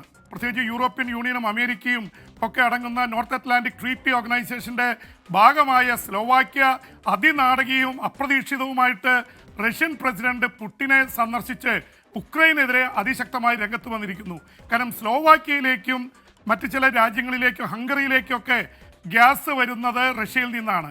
ആ വാതകം വരേണ്ടത് ഉക്രൈൻ വഴിയാണ്. ഉക്രൈൻ അനുവദിക്കുന്നില്ല. അതിനെതിരെ ഉക്രൈനോട് താക്കീത് നൽകിയിരിക്കുന്നു സ്ലോവാക്യ. അതിന് തൊട്ടുപിറകെയാണ് പുടിനെ പോയി കണ്ടത്. നാറ്റോയെയും അമേരിക്കയും യൂറോപ്പിനെയൊക്കെ ഞെട്ടിക്കുന്നൊരു നീക്കമാണ് സ്ലോവാക്യൻ പ്രധാനമന്ത്രി റോബർട്ട് ഫിക്കോ നടത്തിയിരിക്കുന്നത്. പുടിൻ ആഹ്ലാദിച്ചിരിക്കുകയാണ്. അതിനിടയിൽ ഈ മണിക്കൂറുകളിൽ ഒരുപാട് സംഭവവാസങ്ങൾ നടക്കുന്നുണ്ട്. അതിൽ റഷ്യ ഉക്രൈൻ്റെ തലസ്ഥാനമായി കീവിലടക്കം വലിയ ആക്രമണം നടത്തുന്നു. അതിന് തിരിച്ചടിയായിട്ട് ഇതാദ്യമായി FPV വിഭാഗത്തിൽ വെട്ട 100-ലേറെ ഡ്രോണുകൾ റഷ്യയുടെ ഉള്ളിലേക്ക് തൊടുത്തുവിട്ടു ഉക്രൈൻ സേന. അതിൽ 100-ലേറെ, അതിൽ 52 എണ്ണം വെടിവെച്ചിട്ടു എന്ന് റഷ്യ പറയുന്നു. പക്ഷേ റഷ്യയുടെ കസാൻ നഗരത്തിലെ അമ്പരചുംബികളായിട്ടുള്ള കെട്ടിടങ്ങൾ തകർന്നിട്ടുണ്ട്, മരണസംഖ്യ ഉണ്ടായിട്ടുണ്ട്. റഷ്യയെ ഞെട്ടിപ്പിക്കുന്ന ഈ നീക്കമാണ് യുക്രൈൻ ഈ സമയത്ത് ഈ മണിക്കൂറുകളിൽ നടത്തിക്കൊണ്ടിരിക്കുന്നത്. അതിൻ്റെ വാർത്തകൾ വന്നുകൊണ്ടിരിക്കുകയാണ്. അതിനിടയിൽ തന്നെ ട്രംപിൻ്റെ ഒരു പ്രഖ്യാപനം കഴിഞ്ഞ മണിക്കൂറിൽ വന്നിട്ടുണ്ട്. ട്രംപ് പറയുന്നത് ഏതായാലും പോയ സ്ഥലങ്ങളൊക്കെ വിട്ടുകൊടുത്തേര് റഷ്യക്ക്, ഉക്രൈൻ അത് വെച്ച് സെറ്റിൽ ചെയ്യണം. കാരണം നഷ്ടപ്പെട്ടു പോയ 1/5 പ്രദേശം റഷ്യക്ക് വിട്ടുകൊടുക്കാനാണ് അമേരിക്കയുടെ നിയുക്ത പ്രസിഡന്റ് ഡൊണാൾഡ് ട്രംപ് പറയുന്ന. ഒരുപക്ഷെ വ്ളാഡിമിർ സെലൻസ്കിയെയും ഉക്രൈനെയും യൂറോപ്പിനെയും ഒക്കെ ഞെട്ടിക്കുന്ന ഒരു ആവശ്യമാണ് ട്രംപ് നടത്തിയിരിക്കുന്നത്. അതിന് പറയുന്ന കാരണം ട്രംപ് പറയുന്നത് ഇത് നമുക്ക് ശരിയാക്കി എടുക്കാൻ പറ്റില്ല, ആ നഗരങ്ങളൊക്കെ തകർന്നു പോയി, റഷ്യ തകർത്ത് കളഞ്ഞു, അവർ റീബിൽഡ് ചെയ്യട്ടെ, ഉക്രൈൻ ഇനി അതിന് നോക്കി പോകണ്ട. പക്ഷേ പരമാധികാരം വിട്ടുള്ള ഒന്നിനുമില്ലെന്നാണ് സെലൻസ്കി പറയുന്നത്. പക്ഷേ സെലൻസ്കിക്ക് മുന്നോട്ട് പോകാൻ സാധിക്കുമെന്നറിയില്ല. ജനുവരി 20 അത് എത്താൻ ഇനി ഒരു മാസമേ ഉള്ളൂ. എത്തിക്കഴിഞ്ഞാൽ പ്രസിഡന്റായി ട്രംപ് വരും.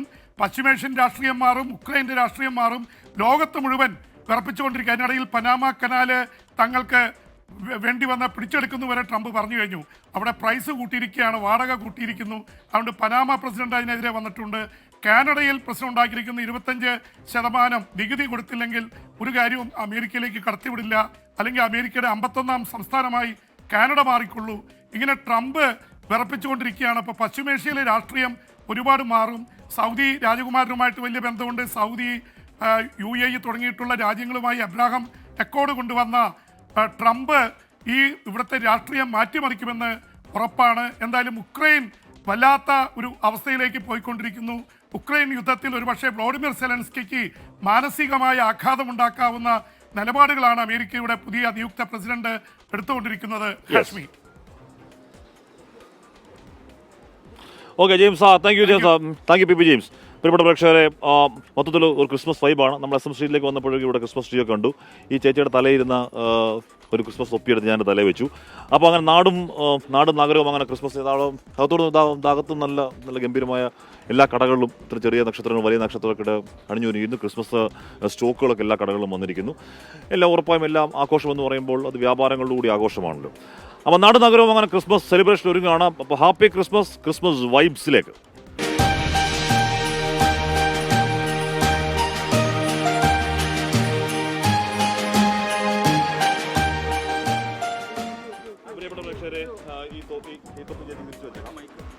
ഈ തൊപ്പി ചേച്ചിക്ക് തിരിച്ചു വെച്ചേക്കാം. അപ്പോൾ നമ്മളിവിടുന്ന് മാറുന്നത് അപ്പോൾ ഭീമൻ ക്രിസ്മസ് നക്ഷത്രം ഒരുക്കി ക്രിസ്മസും പുതുവത്സരവും ഒരുമിച്ച് ആഘോഷിക്കാൻ കാത്തു നിൽക്കുകയാണ് പത്തനംതിട്ട കലഞ്ഞൂരിലെ ഒരു കുടുംബം. ആ കുടുംബത്തിലെ വിശേഷങ്ങളിലേക്കാണ് 24 പത്തനംതിട്ട നമ്മളെ കൂട്ടിക്കൊണ്ടു പോകുന്നത്. അവിടെയുണ്ട് ശ്രീകുമാരൻ ആ വീട്ടിലേക്ക് പോകുന്നു. ശ്രീത്തിലേക്ക്. പുനലൂർ മൂവാറ്റുപുഴ സംസ്ഥാന പാതയോരത്താണ് ബൈജു ഏട്ടൻ്റെ വീട്. ഇവിടെ ഇതിനു മുൻപ് ഒരു വിമാനമൊക്കെ ഉണ്ടാക്കി വെച്ച് ഫേമസ് ആയ ഒരാളാണ് അദ്ദേഹം. ഇത്തവണ ഒരുക്കിയിരിക്കുന്നത് ഒരു ഭീമൻ സ്റ്റാറാണ്. ആ സ്റ്റാറാണ് നമ്മുടെ ക്യാമറമാൻ പകർത്തിക്കൊണ്ടിരിക്കുന്നത്. ഈ സ്റ്റാറിൻ്റെ ഒരു പ്രത്യേകത എന്ന് പറഞ്ഞു കഴിഞ്ഞാൽ ഇതിൽ നമുക്ക് വേണമെങ്കിൽ ഉള്ളിൽ കയറി ഇരുന്ന് ഭക്ഷണം കഴിക്കാം. വൈകുന്നേരമായി കഴിഞ്ഞാൽ നല്ല ഈ പറയുന്ന ലൈറ്റൊക്കെ അറേഞ്ച്മെൻറ്റൊക്കെ നടത്തി കൃത്യമായ രീതിയിൽ ഭക്ഷണം കഴിക്കാം എന്നൊക്കെയാണ് ചേട്ടൻ പറയുന്നത്. ചേട്ടൻ ഈ സ്റ്റാർ ഒരുക്കിയിട്ട് ഭയങ്കര ഇപ്പം എങ്ങനെയുണ്ട് ചേട്ടൻ? എങ്ങനൊരു ആശയത്തിൻ്റെ പിന്നിൽ? ആശയത്തിൻ്റെ പിന്നിൽ എൻ്റെ കുട്ടികളുടെ ഒരു ചോദ്യമാണ്. ആ ചോദ്യം ഇങ്ങനെയായിരുന്നു, ഒരു സ്റ്റാർ ഉണ്ടാക്കി തരുമോ എന്ന് മാത്രമാണ് അവർ ചോദിച്ചത്. ഞാൻ ചെറിയ 1-2 സ്റ്റാറുകൾ കുഞ്ഞുങ്ങൾക്ക് ഉണ്ടാക്കി കൊടുത്തു. അന്നേരം കുഞ്ഞുങ്ങൾ പറഞ്ഞു, പപ്പ വലിയ ഫ്ലൈറ്റ് ഉണ്ടാക്കിയ പപ്പ ഈ ചെറിയ സ്റ്റാറാണോ ഞങ്ങൾക്ക് ക്രിസ്മസിന് തരുന്നതെന്ന് ചോദ്യം ചോദിച്ചു. അപ്പോൾ ആ ചോദ്യത്തിൻ്റെ മുമ്പ് ഞാൻ വിചാരിച്ചു എന്നാൽ ഒരു നല്ലൊരു സ്റ്റാർ അങ്ങ് ഉണ്ടാക്കിയേക്കാമെന്ന് വിചാരിച്ചു. അങ്ങനെ നല്ലൊരു സ്റ്റാർ അങ്ങ് ഉണ്ടാക്കി. എന്തൊക്കെയാണ് ഇതിൽ ചേർത്തിരിക്കുന്ന സാധനങ്ങൾ? എന്തൊക്കെയാണ്? എങ്ങനെ എത്ര ദിവസത്തെ പണി? ഇത് 6 ദിവസത്തെ വർക്കാണ്. ഡേയും നൈറ്റും എടുത്താണ് ഞങ്ങൾ വർക്ക് ചെയ്തത്. സ്ക്വയർ ട്യൂബ്, അതേപോലെ പ്ലാസ്റ്റിക്, ലൈറ്റുകൾ, അങ്ങനെയുള്ള വസ്തുക്കളാണ്. ഈ ഒരു യൂട്യൂബ് ഫാമിലിയാണ് മൊത്തത്തിൽ ഇത്തരത്തിലുള്ള സാധനങ്ങളൊക്കെ വൈറലാവുന്നത്. എന്ത് തോന്നി ഇത് കണ്ടപ്പോൾ? എന്ത് തോന്നി? സന്തോഷം തോന്നി. ഉഷാറാണ്. അതെ അതെ. ഇതിനകത്തിരുന്ന് ഭക്ഷണം കഴിക്കാനുള്ള സൗകര്യമുണ്ട്. ഉണ്ട്. രാത്രി അതിനകത്താണോ ഭക്ഷണം കഴിക്കുന്നത്? അതെ അതെ, ആലോചിക്കുന്നു. ക്രിസ്മസ് ദിവസം അതിനകത്തിരുന്ന് ഭക്ഷണം കഴിക്കാം. രാത്രി ഇതിനകത്തിരുന്ന് ഭക്ഷണം കഴിക്കാം, കേക്ക് ഉണ്ടാക്കാം, കേക്ക് മുറിക്കാം, വിശ്രമിക്കാം, റോഡിൽ കൂടെ പോകുന്ന ആൾക്കാരെ കാണാം, അതേപോലെ വേണേൽ കിടന്നുറങ്ങാം. അങ്ങനെ ഒരു വെറൈറ്റി അങ്ങ് ആഗ്രഹിച്ച് അങ്ങ് വെറൈറ്റി അങ്ങ് ചെയ്തു. എന്തെങ്കിലും മൂവാറ്റുപുഴ സംസ്ഥാന പാതയാണ്, നിരവധി അപകടങ്ങളൊക്കെ നടക്കുന്ന ഒരു മേഖലയാണ്. അപ്പോൾ സ്വാഭാവികമായിട്ട് ഇത് കണ്ടിട്ട് ആളുകൾക്ക് ഇനി എന്തെങ്കിലും അപകടം പറ്റുമെന്നുള്ളൊരു ഇതുകൂടി ഇല്ല, അങ്ങനെ അതുകൂടി ഒന്ന് മുന്നറിയിപ്പ് നൽകണ്ടേ? തീർച്ചയായിട്ടും തീർച്ചയായിട്ടും തീർച്ചയായിട്ടും. എന്താണ് ഇനി ഒരു ക്രിസ്മസിൻ്റെ ഒരു സന്ദേശം നൽകിയതിൽ മക്കൾക്ക് ഇപ്പോൾ സന്തോഷമായോ? അച്ഛൻ ഈ പറയുന്നത് പോലെ ഇതിനു മുമ്പ് ഒരു ഫ്ലൈറ്റ് ഉണ്ടാക്കിയിരുന്നു, ഒരു സ്ഥലത്തോട്ട് കാണാൻ പറ്റിയില്ല, പിന്നെ രണ്ടാമതൊന്നും പിന്നെ ഫ്ലൈറ്റൊക്കെ ഉണ്ടാക്കി തന്നു. അപ്പോൾ ഈ ഒരു സ്റ്റാറൊക്കെ ഉണ്ടാക്കിയപ്പോൾ എന്ത് തോന്നി? ഒപ്പം ഉണ്ടായിരുന്നോ എല്ലാ സമയവും കൂടെ? ക്ലാസ്സിലാണ് പഠിക്കുന്നത്. പേരെന്താ? മോളുടെ പേരെന്താ? എങ്ങനെയുണ്ട്? സ്റ്റാറിനകത്ത് കയറി ഭക്ഷണം കഴിക്കുമോ? ബന്ധുക്കൾ നാട്ടുകാരൊക്കെ എന്താ പറയുന്നത്? എല്ലാവർക്കും വലിയ സന്തോഷമാണ്. ഇല്ല, ഇങ്ങനൊന്നും കണ്ടിട്ടില്ലല്ലോ എന്ന് വിചാരിച്ച് എല്ലാവരും ഭയങ്കര ആകാംക്ഷയോടെ നോക്കുന്ന കാണുമ്പോൾ ഞങ്ങൾക്ക് വളരെ സന്തോഷമാണ്. ക്രിസ്മസ് ന്യൂ ഇയർ അല്ല ഇതിനകത്ത് തന്നെ ആഘോഷിക്കുന്നത് ഞങ്ങൾ. Happy new year, happy Christmas advance. തീർച്ചയായും ഈ കുടുംബം ഹാപ്പിയാണ്. ഒരു വലിയൊരു സ്റ്റാറൊക്കെ ഒരുക്കി ക്രിസ്മസ് ആഘോഷിക്കുകയാണ്. ഇനി ന്യൂ ഇയർ അവർ ആഘോഷിക്കുന്നതാണ് പറയുന്നത്. സഞ്ജയ് ഇക്ബാലിനൊപ്പം ശ്രീകുമാരൻ, 24 പത്തനംതിട്ട. അപ്പോൾ ഇവിടെ പക്ഷേ SM സ്ട്രീറ്റിലാണ്. SM എന്ന് പറഞ്ഞാൽ സ്വീറ്റ് മീ സ്ട്രീറ്റ്, മധുര. അപ്പോൾ അവിടെ ഒരു ക്രിസ്മസ് കടയിലോട്ട് ഇവിടെ എനിക്കൊന്ന് ക്രിസ്മസ് ആഘോഷങ്ങൾക്ക് വേണ്ടിയുള്ള ചെറിയ ചെറിയ സാധനങ്ങളൊക്കെ ഗംഭീരമായിട്ട് ചെറിയതല്ല, നല്ല രസമുള്ള ക്രിസ്മസിൻ്റെ അലങ്കാരപ്പണി ഒരുക്കങ്ങളാണ്. എങ്ങനെയുണ്ട്? തരക്കേടില്ലാത്ത കച്ചവടം. എനിക്കൊന്ന് ക്രിസ്മസിൻ്റെ കാര്യങ്ങൾ കൂടുതലുണ്ട്. അപ്പൂപ്പനുണ്ട്, ഒക്കെ എല്ലാ സാധനവും ഉണ്ട്. എല്ലാം ഉണ്ട്. ഇതിൻ്റെ പേരെന്താ? ജാൻസി. ഭക്ഷണം കഴിച്ചോ? കഴിച്ചു. അപ്പോൾ ഇവിടെ കുഞ്ഞു ക്രിസ്മസ് പാപ്പന്മാരുണ്ട്, ഓരോരോ ക്രിസ്മസ് തൊപ്പികളുണ്ട്. അങ്ങനെ ക്രിസ്മസിൻ്റെ അലങ്കാരപ്പണികൾക്കുള്ള എല്ലാവിധ രസമുള്ള ഇത് കൊള്ളാം കേട്ടോ. നല്ല രസമുണ്ട്, അതൊക്കെ നല്ല രസമുണ്ട്, ഇതൊക്കെ മേടിക്കണം. അപ്പോൾ അങ്ങനെ നമ്മൾ ക്രിസ്മസ് സ്ട്രീറ്റിൽ അല്ലെങ്കിൽ ക്രിസ്മസ് മാർക്കറ്റ് കൂടി നോക്കുമായിരുന്നു. അപ്പോൾ ഇവിടെ പ്രേക്ഷകരെ നമ്മൾ ആ ക്രിസ്മസിനെ പറ്റി പറയുമ്പോൾ ക്രിസ്മസിൻ്റെ വേറിട്ട കരോൾ ഗാനവുമായി 80 അമ്മമാരുടെ ഒരു വാർത്തയാണ്. വയലാർ രാമവർമ്മ സാംസ്കാരിക വേദിയുടെ ആഭിമുഖ്യത്തിലാണ് 80 അമ്മമാർ ചേർന്ന് കാരൽ ഗാനങ്ങൾ ആലപിച്ചത്. പരിപാടി സംഗീത സംവിധായക ഓമനക്കുട്ടി ടീച്ചർ നിർവഹിച്ചു. അമ്മമാരുടെ കരോൾ കാഴ്ചക്കാർക്കും ഒരു പുതിയ അനുഭവമായി.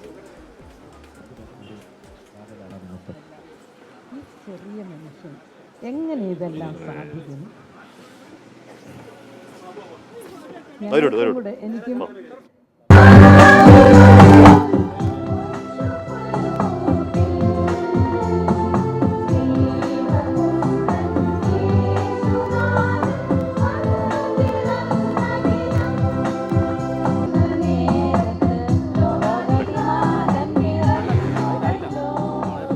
അപ്പോൾ പ്രിയപ്പെട്ട പ്രേക്ഷകരെ അങ്ങനെയാണ്. അപ്പോൾ ഇനിയിപ്പോൾ മണ്ണിലും മനസ്സിലും മഞ്ഞ് വീഴുന്ന കാലമാണ്. മണ്ണിലും മനസ്സിലും ക്രിസ്മസിൻ്റെ നന്മകൾ പൊഴിയുന്ന ഉതിരുന്ന കാലമാണ്. അപ്പോൾ എല്ലാ പ്രിയപ്പെട്ട പ്രേക്ഷകർക്കും ഒരിക്കൽ കൂടി നല്ലൊരു ക്രിസ്മസ് ആശംസിക്കുകയാണ്. വെൽക്കം ബാക്ക് പ്രിയപ്പെട്ട പ്രേക്ഷകരെ. നമ്മൾ നിൽക്കുന്നത് കോഴിക്കോട് മിഠായി തെരുവിലാണ്, സ്വീറ്റ് മീറ്റ് സ്ട്രീറ്റിലാണ്. മധുരം കിനിയുന്ന ഈ മിഠായി തെരുവിൽ നമ്മൾ എത്തി നിൽക്കുന്നത് ഇപ്പോൾ ശങ്കരം ബേക്കറിയിലാണ്. നമുക്ക് ഓർമ്മയുണ്ട്, അടുത്ത കാലത്താണ് വാർത്തയിലൊക്കെ നമ്മുടെ ഗവർണർ ശ്രീമാൻ ആരിഫ് മുഹമ്മദ് ഖാൻ ഒന്ന് ഈ ബേക്കറിലൊക്കെ കയറിയത്. ചേട്ടാ നമസ്കാരം. നമസ്കാരം. ഇതെന്താണ് സാധനം? സാറേ, ഇതാണ് നമ്മുടെ വെറൈറ്റി ഹലുവകളാണ്. പിന്നെ ഞങ്ങൾക്ക് 24-ലെ പ്രേക്ഷകരാണ്. ഞങ്ങൾക്ക് 24-ലെ പ്രേക്ഷകരാണ്. കഴിഞ്ഞ പ്രാവശ്യം ഇവിടെ SK വന്നിരുന്നു. വളരെ സന്തോഷത്തോട് കൂടിയിട്ടാണ് പോയത്. പിന്നെ വേറൊരു വാർത്തയിൽ SK പറഞ്ഞിരുന്നു, കോഴിക്കോടിനെ പറ്റി എന്തോന്ന് പറഞ്ഞ സമയത്ത് എൻ്റെ അന്വേഷണം ശങ്കരേട്ടനോട് പറയണമെന്ന് ആ വ്യക്തിനോട് പറഞ്ഞിരുന്നു. ഇവിടെ വന്നിരുന്നു. ഇവിടെ ഒന്ന് പറഞ്ഞിങ്ങനെ SK അങ്ങോട്ട് അന്വേഷണം പറയാൻ വേണ്ടി പറഞ്ഞെന്നൊക്കെ പറഞ്ഞു. ഇതെന്ന് വെച്ചാൽ നമുക്ക് ഒരു 10-30 ഐറ്റംസ് ഹൽവാസ് നമുക്കുണ്ട്. ഇത് അതായത് ഇത് ഫ്രൂട്ട്സ് ആൻഡ് ഡ്രൈ ഫ്രൂട്ട്സ്. എന്താ വെച്ചാൽ പ്രിസർവേറ്റീവ്സോ കെമിക്കലോ ടേസ്റ്റ് മേക്കറോ ഇല്ല, നാച്ചുറലായിട്ട് ചെയ്യുന്നതാണ് ശങ്കരൻ ബേക്കറി ഹലുവ ചെയ്യുന്നത്. ഇത് മാംഗോ ഹലുവ. പിന്നെ ഇത് നമ്മുടെ ഉറുമാമ്പഴത്തിൻ്റെ ഹലുവ. ഉറുമാമ്പഴം എന്ന് പറഞ്ഞാൽ നമ്മുടെ ഇതില്ല, നമ്മുടെ അനാറ്. പിന്നെ ഇത് പിന്നെ വീറ്റ് ഹലുവ. പിന്നെ ഇത് മിൽക്ക് ഹലുവ. പിന്നെ സിട്രിക് ഓറഞ്ച് ചെയ്യുന്ന ഹലുവ. അങ്ങനെ പല ഹലുവ. ഇതൊക്കെ ചെയ്യുന്നതൊക്കെ ഫ്രൂട്ട് പൾപ്പിലാണ് ചെയ്യുന്നത്. എസൻസോ കോൺസെൻട്രേറ്റോ ടേസ്റ്റ് മേക്കറോ വെച്ച് നമ്മൾ ചെയ്യുന്നില്ല. അത് പാരമ്പര്യം ചെയ്തു പോകുന്നതാണ്. മുത്തച്ഛനുള്ള കാലത്തെ തുടർന്ന് പോകുന്ന ഒരു സംഭവമാണിത്. അതായത് സിൻസ് 1933 ബ്ലൂ ബോർഡ്. അതാണ് ശങ്കരൻ ബേക്കറി. എല്ലാം ബ്ലൂവിലാണ്, കണ്ടോ? ബ്ലൂ. അതാണ് ഞങ്ങളൊരു ഐശ്വര്യമായിട്ട് കാണുന്നത് ഞങ്ങൾ. Okay okay. പിന്നെ അതല്ല ശങ്കരബേക്കറിൽ വേറെ പഴയൊരു നമ്മുടെ ഒരു ക്യാഷ് പെട്ടി ഉപയോഗിച്ചൊരു സാധനമാണ്. ഇതല്ലേ പഴയ സാധനം. പഴയ പണപ്പെട്ടി. അതാണ് ഇപ്പോഴും ആ ഒരു ശാസ്ത്രമാണ് മുന്നോട്ട് പോകുന്നത്. ഓക്കെ ഏട്ടാ, അപ്പോൾ എല്ലാവരും ഓക്കെ. അല്ല കടയിൽ തിരക്കൊരു സമയം 56 തൊട്ട് ഇവിടെ തന്നെയാണ്. 56 തൊട്ട് ഇവിടെ നിന്നാണ് വാങ്ങുന്നത്. കാസർഗോഡാണ് ഇപ്പോൾ താമസം. ഇവിടെ നിന്ന് തന്നെ വാങ്ങി. അപ്പോൾ കട തിരക്കൊരു സമയം ഞങ്ങൾ ഓക്കെ. അപ്പോൾ കാണാം. അപ്പം 1933 പൈതൃകത്തിൻ്റെ പഴമ പേറി നിൽക്കുന്ന ഒരുപാട് ഉണ്ട്. അങ്ങനെ ഒരുപാട് നല്ല ഹലുവ കടകളൊക്കെ ഉണ്ട്. പ്രിയപ്പെട്ട പ്രേക്ഷകരെ, സമയം 9 മണി കഴിഞ്ഞ് 49 മിനിറ്റാണ്. മുൻ മുഖ്യമന്ത്രി കെ കരുണാകരൻ വിട പറഞ്ഞിട്ട് ഇന്നത്തിനാണ് 14 വർഷങ്ങളാണ്. ലീഡർ എന്ന വിളിപ്പേര് അന്വർത്ഥമാക്കിയ നേതാവാണ്. കേരളത്തെ മുന്നോട്ട് നയിച്ച നിരവധി പദ്ധതികൾക്ക് തുടക്കമിട്ടത് കെ കരുണാകരനാണ്. ഏത് പ്രതിസന്ധിയും അതിജീവിച്ച് ഏത് പദ്ധതിയെയും പ്രാവർത്തികമാക്കാൻ അദ്ദേഹത്തിനുണ്ടായിരുന്ന ഒരു കഴിവ്, അതൊരു വല്ലാത്ത കഴിവായിരുന്നു. അതൊരു ഒന്നൊന്നര ലീഡറായിരുന്നു. അപ്പോൾ പ്രിയപ്പെട്ട പ്രേക്ഷകരെ, അപ്പോൾ അതാണ് അവധിക്കാല കാഴ്ചകളിൽ തിളങ്ങി ശാന്തഗിരി എന്ന ഒരു വാർത്ത കൂടിയുണ്ട്. ഫ്ലവേഴ്സും ശാന്തഗിരി ഹലുവ, കോഴിക്കോടൻ ഹലുവയാണ്. Thank you. എല്ലാവർക്കും ഞങ്ങളെ വകയായിട്ട് എല്ലാവർക്കും ഞങ്ങൾ കൊടുക്കും. സൂപ്പർ ആണല്ലേ? അടിപൊളിയാണ്. ഞങ്ങൾ വരുന്ന എല്ലാവർക്കും ഞങ്ങളെ വകയായിട്ട് കൊടുക്കുന്നതാണ്. സ്നേഹം, കോഴിക്കോടിന്റെ സ്നേഹം. ഇത് ഹലുവ അല്ല, ഇത് ഒരുപാട് സ്നേഹമാണ്. ഇത് കോഴിക്കോട് സ്നേഹമാണ്. Thank you.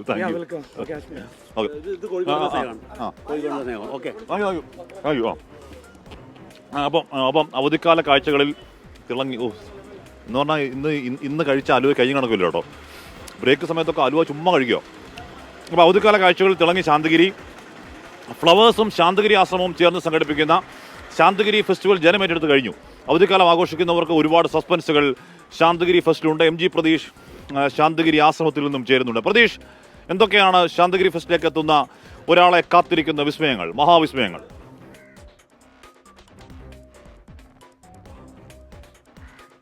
ഹാഷ്മി, തലസ്ഥാന ജില്ലയിലെ ക്രിസ്മസ് പുതുവത്സര ആഘോഷങ്ങളുടെ പ്രധാന വേദിയായി ശാന്തഗിരി മാറിക്കഴിഞ്ഞു. കാരണം ഇന്ന് 3-ാം ദിവസമാണ് ശാന്തഗിരി ഫെസ്റ്റിന്റെ. ഇത് വലിയ ഒരു ജനപങ്കാളിത്തം ആണ് ശാന്തഗിരി ഫെസ്റ്റുമായി ബന്ധപ്പെട്ട് ഉണ്ടായിരിക്കുന്നത്. കാരണം ഇന്നലെ നിരവധി ആളുകളാണ്, അവധി ദിവസമായി ഇന്നലെ നിരവധി ആളുകളാണ് ഈ ശാന്തഗിരി ഫെസ്റ്റിന്റെ ഭാഗമാകാൻ എത്തിയത്. കാരണം നിരവധി പരിപാടികൾ, ഒപ്പം ഈ ശാന്തഗിരിയിൽ ഈ ഫ്ലവർ ഷോയാണ് പ്രധാനപ്പെട്ട ആകർഷണങ്ങളിലൊന്ന്. പിന്നെ ഈ സ്റ്റീഫൻ ദേവസിയുടെ സ്റ്റേജ് ഷോ അടക്കം ഇന്നലെ ഉണ്ടായിരുന്നു. വലിയ ജനപങ്കാളിത്തമായിരുന്നു ഈ പരിപാടിയിലടക്കം ഉണ്ടായിരുന്നത്. ഓരോ ദിവസവും പുതിയ കൗതുകങ്ങളും സസ്പെൻസുകളുമാണ് ശാന്തഗിരി ഫെസ്റ്റിന്റെ ഏറ്റവും വലിയ പ്രത്യേകതകളിൽ ഒന്ന്. ഈ നമ്മോടൊപ്പം തന്നെ ശാന്തഗിരി ആശ്രമത്തിലെ സ്വാമി ഗുരുരത്നം ജ്ഞാനതപസ്യുണ്ട്. ഇപ്പോ ഫെസ്റ്റ് തുടങ്ങി 3 ദിവസം ആവുകയാണ്. എങ്ങനെയുണ്ട് ആളുകളുടെ ഒരു പ്രതികരണം? വളരെ സന്തോഷകരമായ ഒരു തിരക്കാണ് ഇവിടെ അനുഭവപ്പെടുന്നത്. കാരണം എല്ലാവരും ഇപ്പോൾ ക്രിസ്മസിൻ്റെയും അതുപോലെ പുതുവത്സരത്തിൻ്റെയൊക്കെ അവധിയിലേക്ക് പ്രവേശിക്കുന്നു, ഉത്സവ മൂഡിലേക്ക് പ്രവേശിക്കുന്നു. അങ്ങനെ ഇരിക്കുന്ന സമയത്ത് ഈ പ്രദേശത്തുള്ള ആളുകൾ മാത്രമല്ല, ഈ ജില്ലകളിൽ വെളിയിലുള്ള ആളുകൾ, പ്രത്യേകിച്ചും കൊല്ലം, പത്തനംതിട്ട, കോട്ടയം തുടങ്ങിയ സ്ഥലങ്ങളിൽ നിന്നൊക്കെയുള്ള ആളുകൾ ഇവിടേക്ക് എത്തിക്കൊണ്ടിരിക്കുകയാണ്. ഓരോ ദിവസവും വിവിധമായിട്ടുള്ള കാഴ്ചകളാണ് പ്രധാനമായിട്ടും ഈ ഫെസ്റ്റ് ഫ്ലവർ ഷോ സമ്മാനിക്കുന്നു. ഇപ്പൊ ഇനി ക്രിസ്മസ് വരാൻ പോകുന്നു, പുതുവത്സരം വരാൻ പോകുന്നു. എന്തൊക്കെയാണ് ഇനി കാത്തിരിക്കുന്നത്? പ്രധാനമായിട്ടും ഈ ഫ്ലവർ ഷോയുടെ പുതിയ കാഴ്ചകൾ പ്രധാനമായിട്ടും. കാരണം ആശ്രമം ഏതാണ്ട് ഒരു 10-45 ഏക്കറിൽ ആണ് ഈ കാഴ്ചകളെല്ലാം. അതിൽ ഫ്ലവർ ഷോ പ്രധാനമായിട്ടും അതിന്റെ ഒരു മുഖമുദ്രയാണ്. അതുപോലെ തന്നെ ഓരോ കാഴ്ചകൾ ഇപ്പൊ ഇവിടെ കുഞ്ഞുങ്ങൾക്ക് വേണ്ടിയിട്ട് അവർക്ക് ഉല്ലസിക്കുവാനുള്ള അമ്യൂസ്മെന്റുകൾ, അതുപോലെ ഐസ് സ്നോയുടെ ഒരു വലിയ ഹൗസ്.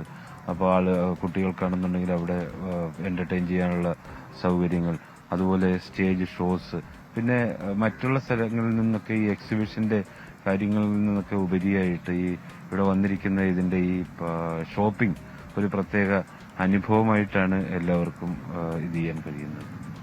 ഹാഷ്മി, സ്വാമി പറഞ്ഞതുപോലെ തന്നെ ഈ ശാന്തഗിരിയിൽ ഏകദേശം 45ഓളം വരുന്ന ഏക്കറിലാണ് ഇത്തരത്തിലൊരു കൗതുക കാഴ്ചകളും വിസ്മയങ്ങളും ഒക്കെ തന്നെ ഒരുക്കിയിരിക്കുന്നത്. രാവിലെ 11 മണി മുതൽ രാത്രി 11 മണി വരെയാണ് ജനങ്ങൾക്ക് പ്രവേശനമുള്ളത്. വലിയ തിരക്ക്, നീണ്ട തിരക്ക് അനുഭവപ്പെടുന്നുണ്ട്. ഈ വരുന്ന ക്രിസ്മസിനും പുതുവത്സരത്തിനും പ്രത്യേക പരിപാടികളും കൂടുതൽ സസ്പെൻസുകളും ഒക്കെ തന്നെയാണ് ഈ ശാന്തഗിരിയിൽ ഒരുക്കിയിരിക്കുന്നത്. ഹാഷ്മി, ഗോൾഡ് റേറ്റ് സ്വർണ്ണവില.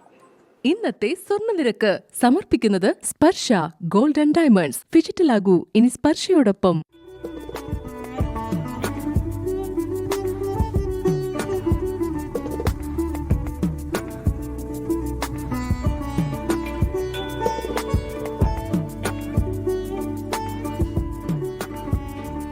കാലാവസ്ഥ കൂടെ പെട്ടെന്നൊന്ന് കാലാവസ്ഥ കൂടെ നമ്മൾ നോക്കി വരും.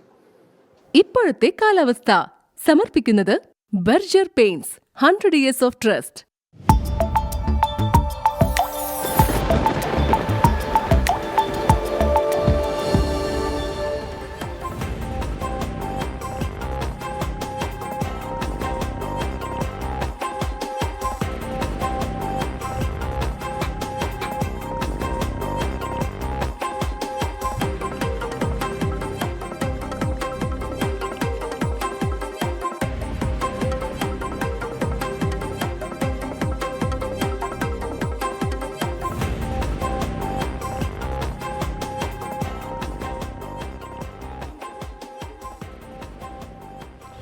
സർക്കാർ പദ്ധതിയിൽ നിന്നും നടി സണ്ണി ലിയോണിയുടെ പേരിൽ പണം തട്ടിയതാണ് പരാതി. ഛത്തീസ്ഗഡിലെ മഹാദാരി വന്ദൻ യോജനയിൽ നിന്ന് പണം തട്ടി. ആരാണോ എന്തോ പണം തട്ടി. അത് സണ്ണി ലിയോണിന്റെ പേരിൽ എന്താണ് പണം അടിച്ചു മാറ്റി എന്നൊക്കെയാണ് പറയുന്നത്. എന്താണ് നമുക്ക് അടുത്ത ബുള്ളിൽ കാണാം.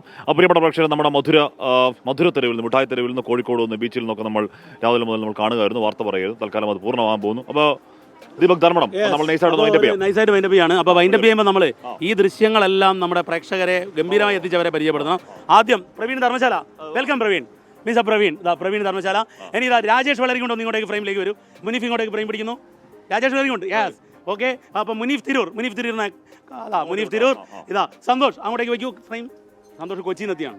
സന്തോഷ്. അപ്പോൾ ഇതാണ് സന്തോഷ് ശേഖർ. അതെ